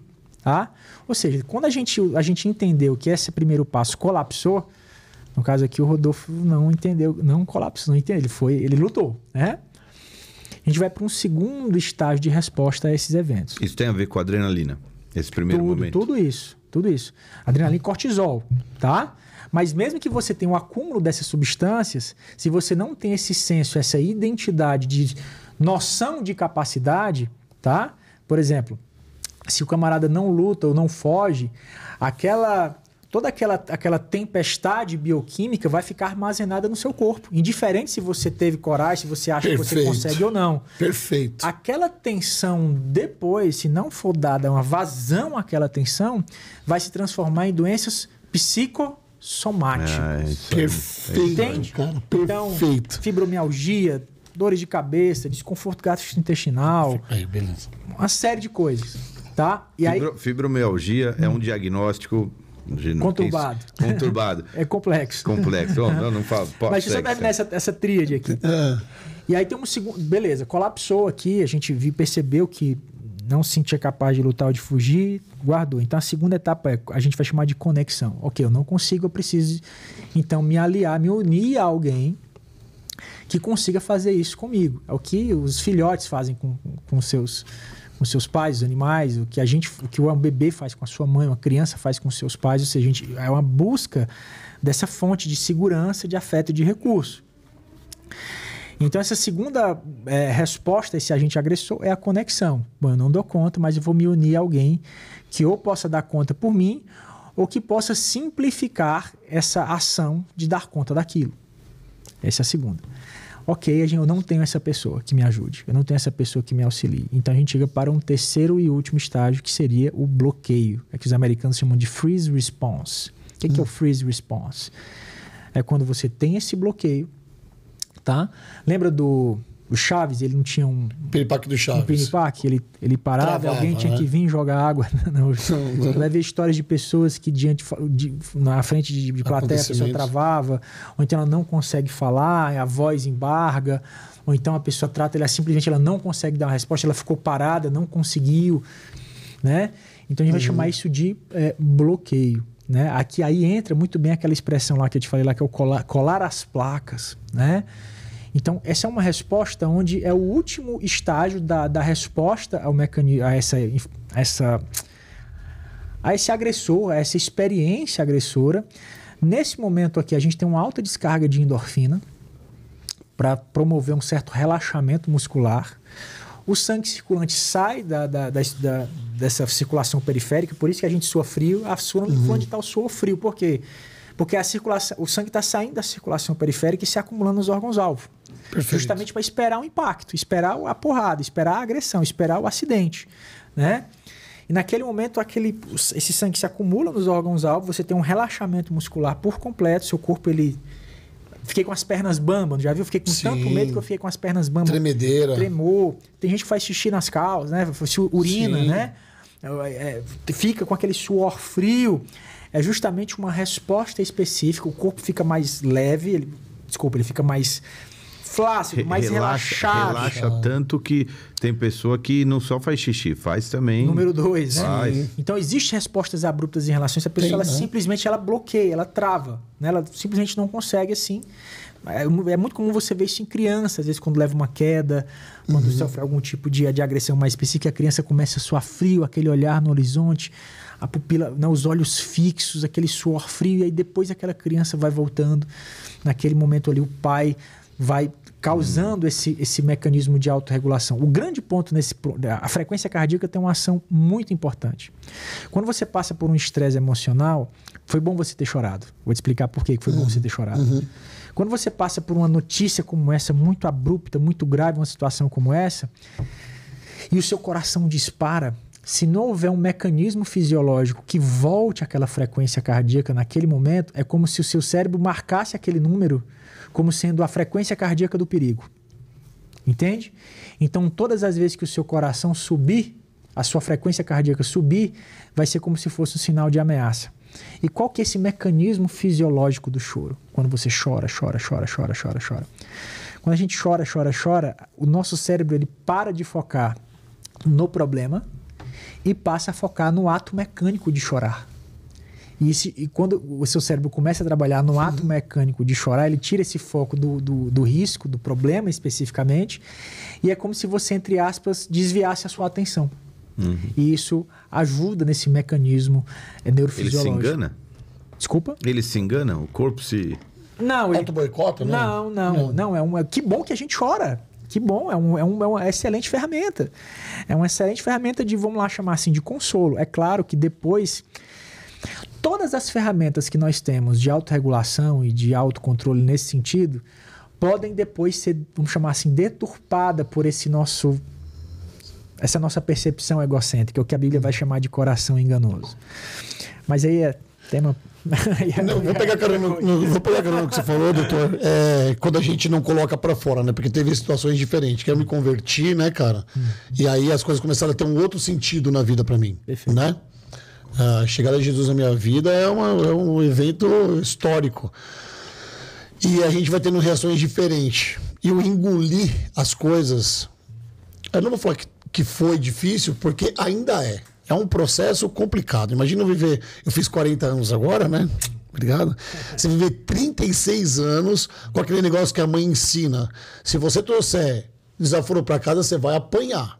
Se você apanhar na rua, você vai chegar aqui e você vai apanhar, Rodolfo. Então, desde os meus 6 anos, na minha primeira série, eu já não levava problema para minha casa. Ou eu ia apanhar na rua, ou eu ia bater na rua. E sempre extravasei, foi sempre dessa forma. Eu tô falando com a galera que tá em casa também, que eu tenho muitos amigos que são assim. Como canalizar? Aí o cara fecha no trânsito, te xinga, abre, e eu, cara, Deus te abençoe, mano. Vai lá, pode ir embora, tá tranquilo. E sorrindo. Mas quando o cara passa, meu corpo começa. Parece sei lá, um motor. O negócio vem aqui, ó. Eu falo, cara, como lidar com essa sensação de querer dar um soquinho, sabe? Tipo, tô confessando aqui, paizão. O meu ponto de vista nisso daí, eu posso falar uma coisa, cara? Eu vejo mais, para mim, a moralidade não tá basicamente no fato de você ser uma pessoa programada para não fazer, mas está mais em quem tem tendência a fazer, mas não faz. Assim, exato. Uma pessoa que não... Hã? O controle, né? Ter o controle. O Jordan Peterson fala isso, né? Ele fala que o mais perigoso do mundo é aquele pai de família comum, que a qualquer momento ele está disposto a fazer tudo para proteger a família dele. Então, o grande ponto não é ser, sou uma pessoa... Nós somos uma pessoa pacífica. Nós somos pessoas pacíficas? Sim, nós somos, porém, até aqui, vou falar por mim aqui nesse sentido, até a página 2. Eu acredito que todos nós aqui estamos prontos para defender a nossa família até a última gota de sangue. Entende? Para fazer tudo. O grande ponto tem a ver, o Rodolfo, é justamente com muitas vezes esse conceito, essa ideia de que, puxa, o cara me fechou aqui, ou então a pessoa falou comigo de uma forma mais atravessada. Por que aquilo me fere? Entende? Por que revelando, né? Por que aquilo me ofende tanto? Tá? Por que aquilo me comunica esse desvalor? Esse sentimento de injustiça? Tá? Existe uma resposta assim, para esse ímpeto, tá? Nesse sentido, uma resposta específica. Vamos lá. Quando a gente é criança, que a gente vê o pai brigando e a mãe brigando, a criança ela observa aquela cena e ela começa a fazer ela quer de alguma forma entender porque aquilo está acontecendo. Só que ela é impossível de entender aquilo por causa são dilemas adultos. Ela nunca vai entender. Então fica rodando ali o processador, né? Então ela reflete e no final ela vai absorver aquela experiência. Ela diz, não, isso é minha culpa. Ela vai, não de uma forma narrativa, mas ela vai de alguma forma se identificar como a causadora. Exatamente, a relação causal com aquilo. Quando a gente vive uma experiência de injustiça, eu não vou deixar, ou então, puxa, por que fui tratado assim? Por que falaram assim comigo? Por que fizeram? Por que me fecharam? Por que isso? Note, existe um rastreio de uma pergunta da qual essa resposta não existe. Você nunca vai saber porque o cara te fechou. Ele pode estar com pressa levando a mulher dele para o hospital, que está doente. Ou pode ser um folgado, não importa. Mas existe o rastreio dessa resposta, a resposta não vem. Então, essa resposta volta para você e através desse nosso ego inflado, muitas vezes a gente apresenta isso como um modelo de resposta específico. Tá? Perfeito. Essa injustiça, esse sentimento de injustiça. Às vezes, quando a gente carrega é muito comum pessoas que carregam essa indignação pessoal. Na verdade, o fruto dessa indignação pessoal, a origem dessa indignação pessoal tem justamente nessas experiências traumáticas, nessa não resposta adequada. Por isso que a gente fala que o trauma é uma experiência pré-verbal. Ou seja, não havia essa narrativa específica, tá certo? Aqui inclui-se, então, as teorias dos temperamentos. Por que a gente responde dessa forma? Isso que eu ia perguntar agora para você. Porque a gente ouve muito falar que pessoas têm tendências Uma pessoa tem mais tendência a ter depressão, outra não. Da onde vem isso aí? A gente não, o temperamento, né, gente? Eu uso essa expressão temperamento, personalidade, né? Personalidade forte. Personalidade forte, temperamento, né? Acho que a melhor resposta para personalidade é justamente esse modelo interpretativo das coisas, dos fenômenos ao nosso redor, tá? Se alguém chega para mim e fala, Brasil, você é chato, você é feio, sei lá, você é isso e aquilo. Qual é a minha interação com isso? Como que eu interpreto isso que ele está falando? De que forma aquilo me ofende? E essa é uma informação que surge ali, que emerge dessa experiência. Como é que é o tom emocional dessa minha resposta? É violência? É isolamento? Sabe, eu desvio, eu relevo isso? Como é que é esse meu tom emocional? Então, esse modelo interpretativo é a personalidade, e esse tom emocional seria mais aquilo que a gente chama de temperamento. E justamente esses modelos de resposta tem essa... É como se fosse um subproduto de toda essa experiência de informação, esse acúmulo de informação que a gente tem ao longo da vida. Então, o camarada que tem um sangue mais quente, ele bate, ele grita, ou então ele simplesmente... A mulher, pô, você é um banana, por que você não fez nada? Né? Poxa, você não teve nenhuma reação em relação àquilo. Lembra aquele luta ou fuga, conexão ou bloquear? Então, às vezes, quando ele é afrontado na rua, ele já cai direto no bloqueio. Na experiência de bloqueio. Ele simplesmente não faz nada, ele fica inerte diante daquela situação. Note, tudo isso são subprodutos dessa carga que a gente traz ao longo da vida. Tá? Uhum. E é aqui que a gente fica querendo, então, resolver todos esses dilemas, todas essas questões. É aqui que, de alguma forma, a gente vai tentar trabalhar para ter uma resposta adequada diante de todas essas coisas. No final, o trauma ele sempre vai ser uma distorção da nossa autoimagem. A ideia, aí volto, a ideia de não conseguir, a ideia de isso não ser para mim. Ou então a ideia, o contrário também, a ideia ríspida, dessa distorção, muitas vezes inflada, que a gente carrega de si. A ideia de como que ele foi, como que isso aconteceu conosco, como é que isso foi acontecer comigo, como é que ele falou comigo dessa forma, por que é que ela falou comigo dessa forma, né? Então, no futuro, esse nosso coração enganoso, esse ego, ele vai trabalhar com esses produtos que o trauma deixou de formas diferentes e através de reações diferentes. Dr. Braz, a gente falou uma vez sobre experiências comportamentais que são totalmente divorciadas da moral, porque elas, afinal de contas, são, na maioria das vezes, feitas por animais vivos. Então, quando a gente, por exemplo, você falou no começo sobre você não acreditar muito na questão genética. Mas, por exemplo, quando a gente... Só um parênteses. A questão genética, apesar dela existir, eu só procuro... Não me atrai a ideia de que ela é determinante. Não, ela determina, sabe? Porque teve, o outro também tem que ter. Porque meu pai era alcoólatra. Eu tenho que ser alcoólatra. Tá?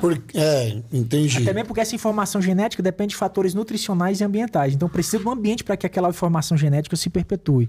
Então, não é um... Então, mas quando a gente traz isso, por exemplo, pro animalzinho. Certo. Então, você pega, por exemplo, aquele filhotinho de cachorro, que é o mais agressivo da turma, e você vai escolher um filhotinho, você pega o mais bonzinho. Sim.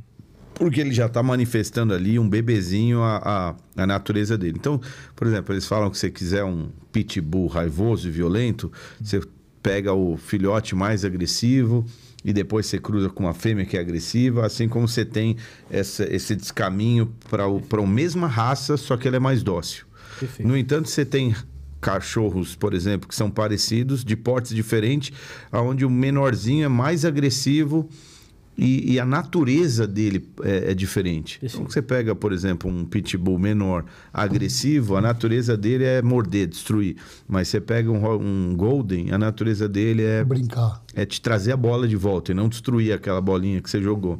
Porque é a natureza dele. E isso é absolutamente genético, não é? Na verdade, os mamíferos, em geral... Eles vivem... O que caracteriza, basicamente, os mamíferos em geral é essa vivência em comunidade. Certo? E quando a gente fala nesse ponto em específico, com o padrão de comportamento, aquilo que a gente manifesta enquanto comportamento tem muito a ver a partir daquilo que eu percebo nas pessoas que estão ao meu redor. Então... essa minha agressividade ou a minha espontaneidade tem a ver com... Lembra que eu falei da segurança? A partir dessa noção de segurança. Uma pessoa que vê hostilidade em todo canto, em todos os lugares, essa pessoa ela vai ser muito mais acionada para agressividade do que uma pessoa que não enxerga. O território. Né? Hostilidade em todos os lugares. Por exemplo, você vê nas savanas africanas, quando uma família de cervos, veados vão pastar, né? Então eles estão espalhados de zebras, eles estão ali espalhados. Como que o rebanho percebe que eles vão sofrer um ataque? Todos eles estão comendo ali, certo? Tá tudo bem, tá tudo calmo. Mas de repente, lá no canto, perto daquela moita, ele recebeu um bote da leoa. Quando um vê o bote da leoa, todos os que estão próximos disparam pela vida, freneticamente pela vida deles. Os que estão lá na ponta, que nem viram o leão, eles nem viram o leão chegar. Mas porque eles estão vendo o movimento de desespero dos outros, eles também entram em desespero. E aí todos correm como uma resposta instintiva. Seria mais ou menos o efeito manada. Um amigo meu falou que estava no aeroporto uma vez, um pastor, amigo meu muito querido, ele falou que estava no aeroporto uma vez e de repente chegou aquela massa de gente, corre desesperadamente, vamos embora, corre, foge. Foi aquela muvuca, todo mundo levantando, correndo e tal. E ele falou desesperadamente, ele viu aquela loucura, pegou a mochila dele, as coisas, ele correu junto, né? E correu, quando chegou lá lá fora, que todo mundo saiu e falou, poxa, o que aconteceu? Não sei, mandaram correr, eu corri. Mas por quê? Era uma bomba, era alguma coisa? Não era nada. Ninguém sabe até hoje. Ninguém sabe até hoje, né? Ninguém sabe até hoje. Então, esses modelos de resposta se relacionam muito com essa percepção de ameaça que as pessoas carregam durante a vida delas. Essa noção de ameaça, essa noção de modelo de resposta instantânea. Note, é um modelo de resposta, é um ímpeto, como a ansiedade é um ímpeto, entende? Como a tristeza muitas vezes é um ímpeto, sabe? Você fica ansioso, você não faz uma conta, nossa, está acontecendo aquilo, o trânsito vai parar, ou então alguma coisa assim, ele vai me dizer isso, então daqui a 5 minutos meu coração vai começar a bater mais forte. Você simplesmente fica agitado, ponto, você entende? É um modelo de resposta. Define a ansiedade, se fala muito em ansiedade hoje, né? Como uma... O mal, né? É como um mal, mas como um diagnóstico psicológico. Que é a ansiedade? A ansiedade, Marcinho, acho que ela é melhor aplicada como uma espécie, dentro desse contexto que a gente está conversando aqui, como um sintoma desse modelo de resposta. Lembra que a gente falou de sistema de a segurança, luta e fuga? A ansiedade está justamente nisso, ligada a isso especificamente. Esse termo ansiedade, na verdade, é uma expressão nova, tá? Então, ansiedade, na verdade, não existia. O que existia era um termo em alemão que Freud cunhou chamado Angst, que do alemão é angústia ou medo. Então, foram os primeiros tradutores de Freud, foram trazer os escritos de Freud do alemão para o inglês e pegaram aquela expressão Angst para separar um pouquinho da expressão medo, que pode ser não necessariamente, né, ou angústia.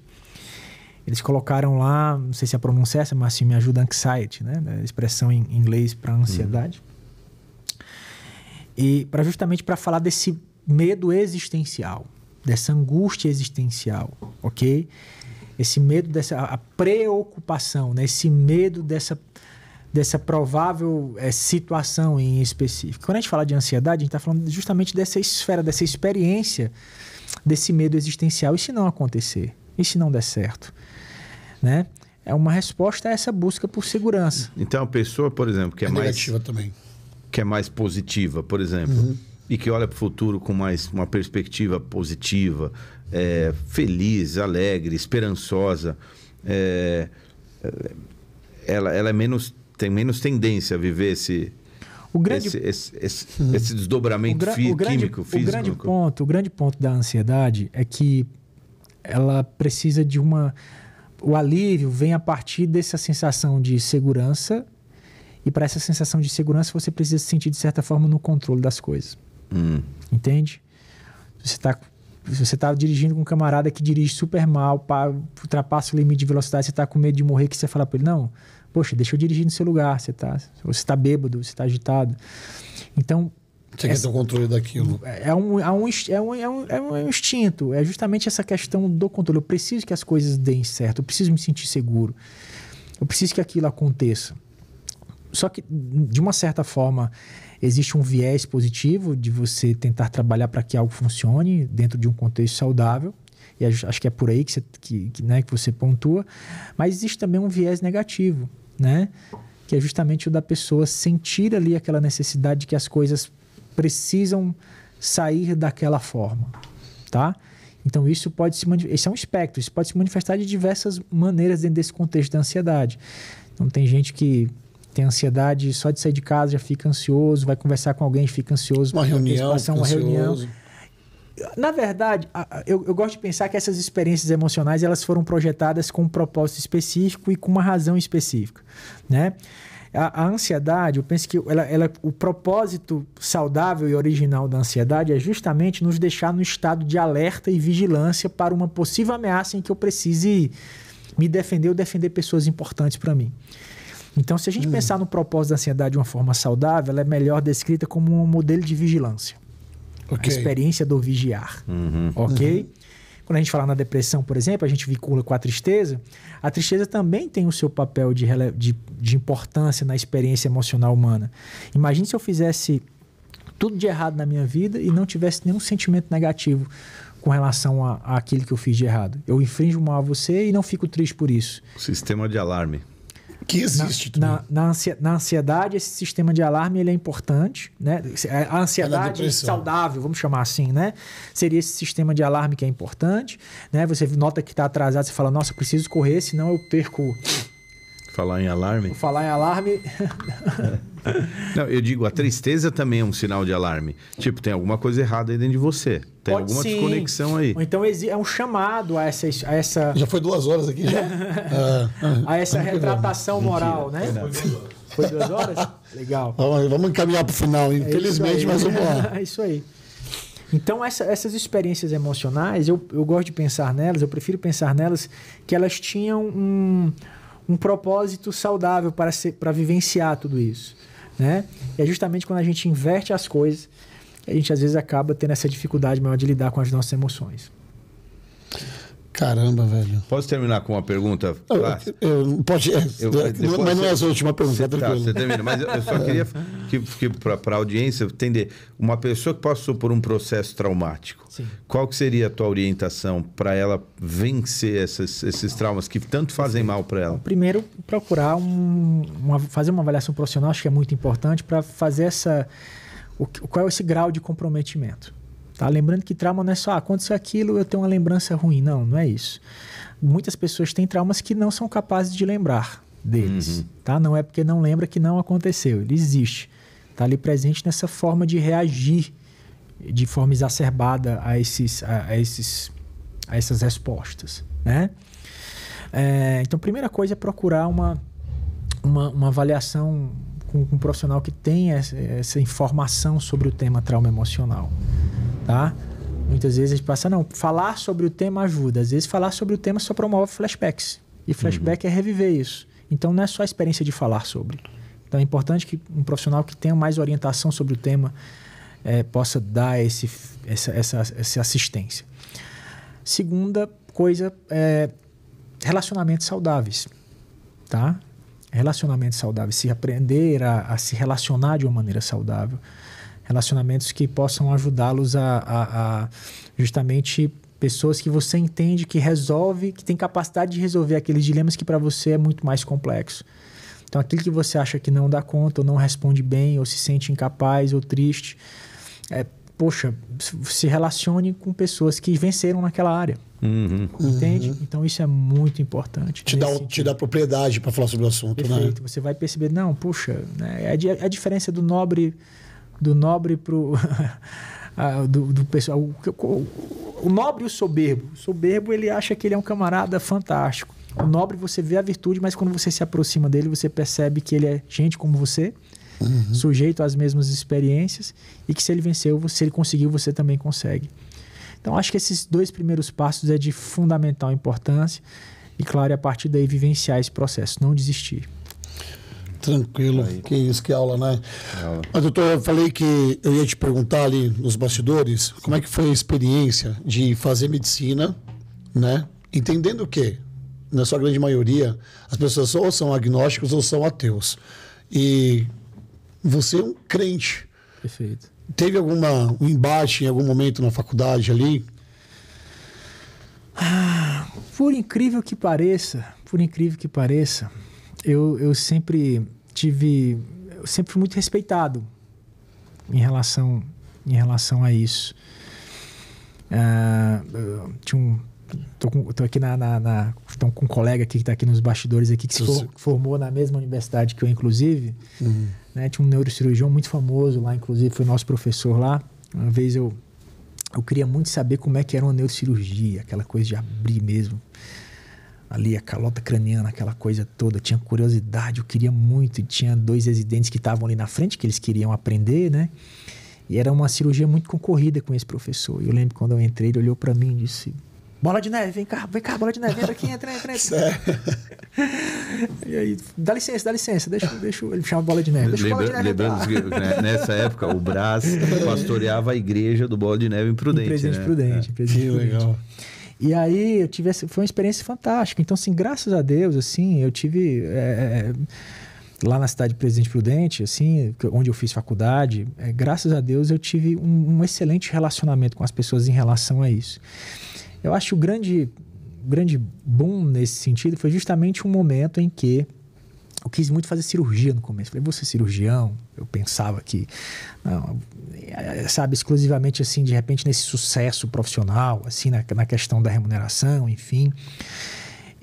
Mas um dia eu fui convidado para um casamento e eu sentei do lado de um psiquiatra. Ele olhou para mim e falou, cara, tem tudo a ver contigo. E aí eu voltei para essas origens da questão de ser apaixonado pela essa experiência humana. E foi aí que eu falei, não, tá bom, é isso que eu vou fazer da minha. Eu vou realmente seguir esse sonho, né? Foi um sonho que eu tinha meio que desistido. Mas o que, assim, gerou essa convicção dentro de mim foi um livro que eu li. Não sei se tu pegou essa, Paulo. Era um livro sobre saúde ocupacional do século XVIII. Era um livro de capa marrom. Isso é uma maravilha. Saúde ocupacional do século XVIII. Não lembro. Esse é gostosinho de ler esse livro. E aí tinha lá doença ocupacional do carpinteiro. Era o cara que cortava os dedos lá com serrote. Do açougueiro era o cara que se cortava com facão. Eram umas coisas assim. Doença ocupacional do pescador, morrer afogado. Umas coisas de 2 séculos, né? De antigamente. Então, tinha essa característica. Mas tinha algo ali no meio daquelas profissões que me deu um insight. Quando eu li aquele livro, parece que a aula acabou e eu entrei num mundo, em outra dimensão paralela ali, viajando sozinho.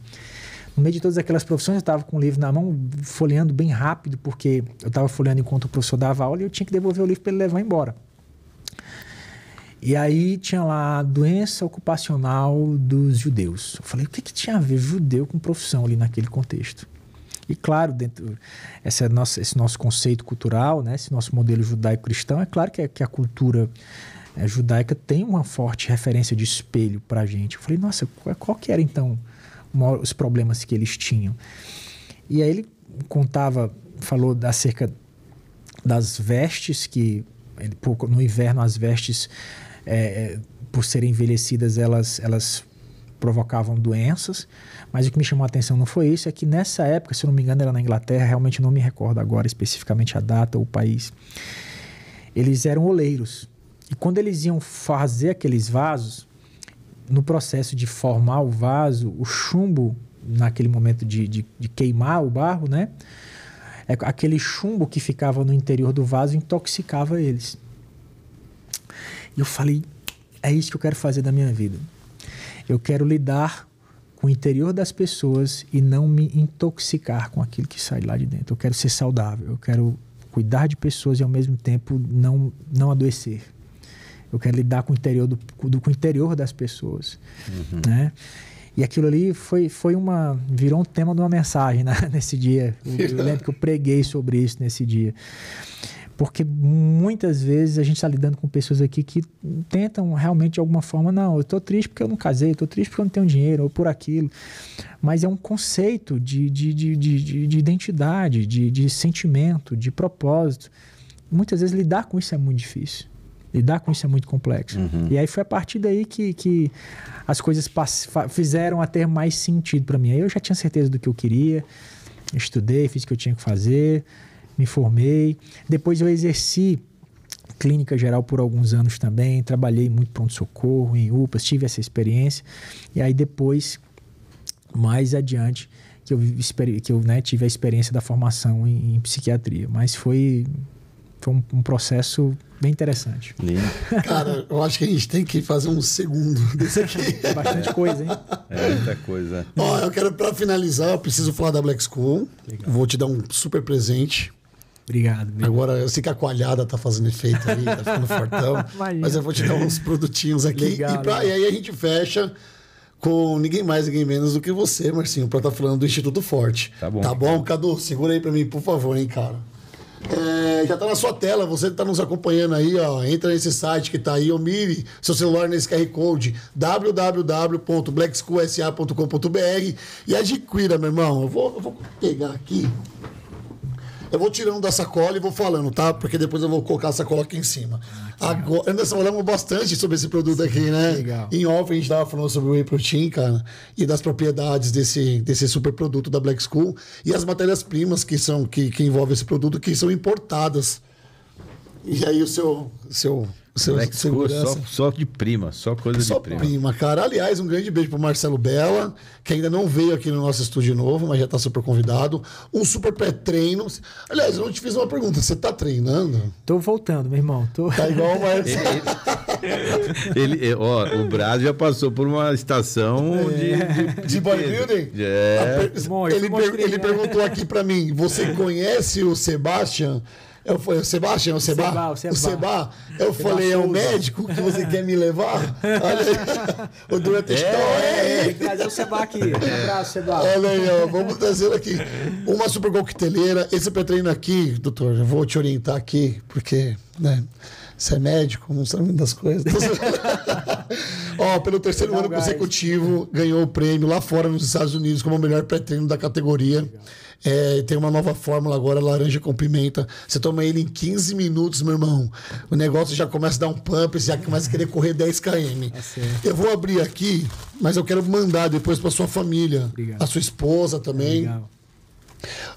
Isso aqui, cara, é demais. Com certeza você que está em casa, ou você tem uma camiseta dessa, ou você já viu alguém com uma camiseta dessa. Porque é um dos produtos mais vendidos da Black School, cara. É esse brand, essa camiseta linda aqui, ó. Que agora é sua camiseta Caveira Preta. Obrigado. Todo esse kit que o Dr. Brás tá ganhando aqui, o Marcinho também ganhou. Aqui não fica sem. Já levei o meu. Não fica sem. E eu vou colocar tudo isso nessa super sacola aqui que o Marcelo fala. Mostra a minha sacola. Tá aqui a sacola. Legal. Doutor, de flocos. Legal. Você deve ser da época que só existia morango, chocolate e baunilha. Não, já tinha flocos. Já tinha flocos? Então era Black School com certeza. Olha aí, ó. Tá bom? E Marcinho, vamos falar do Instituto Forte enquanto eu guardo aqui? Vamos. Quero agradecer ao Rodolfo Sem Filtro pela sempre o espaço aqui para o Instituto Forte. Vou deixar aqui, tá? Instituto Forte é um instituto, uma organização social para ajudar. A gente quer ajudar as pessoas em condição de vulnerabilidade. Então a gente tem um projeto que tira as pessoas da condição de rua, traz elas para um lugar, não para elas comerem, ganharem peso, ganharem uma muda de roupa nova, mas elas passam por um processo longo de transformação mesmo. Biopsico, sócio-espiritual, um projeto lindo de pessoas entre 18 e 60 anos em condição de rua, e o projeto Família Acolhedora. E um dos motivos de eu ter feito aquela pergunta para você, doutor Brás, é porque a gente entendeu, tem um documentário maravilhoso que a gente já falou, que chama Órfãos da Romênia, que acompanha toda a infância, a juventude das crianças e mostram como o afeto e a permanência numa família estruturada, faz essa pessoa se desenvolver melhor no decorrer da vida do que uma criança que só é institucionalizada, recebe tão pouca atenção, afetividade. Então a gente tem um projeto também que chama Família Acolhedora, onde essas crianças que estão em processo de adoção, ao invés de ficarem institucionalizadas, elas vão para uma família que se chama Família Acolhedora, que são bênção na vida dessas crianças. E esse é o Instituto Forte. Eu te convido a conhecer, entrar lá no nosso Insta e participar voluntariamente, ajudar de alguma forma, porque você vai estar transformando vidas. Isso aí. É isso. Doutor, eu quero muito te agradecer. Quero agradecer, cara, essa aula aqui. Na medida do possível, eu vou te chamar de novo pra gente fazer uma segunda, porque eu tenho certeza que esse conteúdo aqui, cara, as pessoas vão amar. As pessoas precisam desse tipo de conteúdo, sabe? De uma conversa franca, assim, sobre esses assuntos que a gente trouxe aqui de uma forma tão leve, né? O podcast, ele tem um espaço de fala, ele é um veículo de comunicação. E falar dessa forma abertamente aqui muda as pessoas, impacta as pessoas. Então já estou te fazendo um convite para essa mesa aqui, ter uma segunda, terceira, quarta, conforme for a vontade de Deus. Muito obrigado. Eu que agradeço, muito bom a gente estar aqui. Rodolfo, acho que é importante também falar sobre alguns temas, às vezes explicar para a audiência, o pessoal que está assistindo, que tem alguns fenômenos emocionais que muitas vezes é difícil de explicar. É claro que o tema é muito vasto, mas assim, acredito ter dado aqui pelo menos algum norte aqui assim nesse sentido. E muito obrigado pelo espaço, pela oportunidade de estar falando aqui, estar revendo amigos queridos, estar aqui com você. É muito bom esse momento, tá? Eu posso aqui só deixar aqui o meu... Sim, pode deixar seu Insta. E tudo que você falar já tá na tela da galera, tá? Legal. Então vai falar do Insta, vai falar da sua... Você tá com a página nova, um canal no YouTube, né? Isso. Fica à vontade. Se você gosta desse tema relacionado principalmente a comportamento, trauma emocional, é claro, a gente também fala um pouco sobre espiritualidade, também está incluso isso. A gente coloca lá palestras, ministrações também. É @BrazGondim com Z, tá? @BrazGondim lá no Instagram. Você pode também lá no YouTube colocar lá Braz Gondim e aí você vai me achar lá fácil. Tá bom? Obrigado, Rodolfo. Já apareceu na sua tela aí, vai no QR Code que tá na sua tela e entra nas redes sociais dele, cara. Esse QR Code aí vai levar você direto para a página dele do YouTube. Se inscreva lá, cara, e comece a consumir os conteúdos que o doutor tá colocando lá, tá bom? Marcinho, meu amigo, meu parceiro, meu pastor, meu brother. Eu amo você, tá, cara? Obrigado por estar junto aqui, ter essa aula aqui com o Dr. Braz também. E eu vou encerrar só deixando um recadinho. Olhando pela ótica espiritual, eu quero te dizer que se você estiver passando por uma fase dura e difícil, a palavra de Deus diz que Ele está perto. Então Ele fala assim: buscar-me-eis e me achareis. Achegai-vos a mim e eu me achegarei a vós. Busca a presença dele, você vai ter um encontro com esse Deus que é real. Amém? Esse é o recadinho. Amém. E aquele túnel que o Marcinho citou no meio da conversa, eu passei por ele, meu irmão. E se eu pudesse desejar que todo mundo passasse, porque você sai transformado, velho. Do outro lado, deixa Jesus ser o norte desse túnel aí, meu irmão, e só vai. Um beijo pra vocês, seus lindos, e até a próxima. Falou!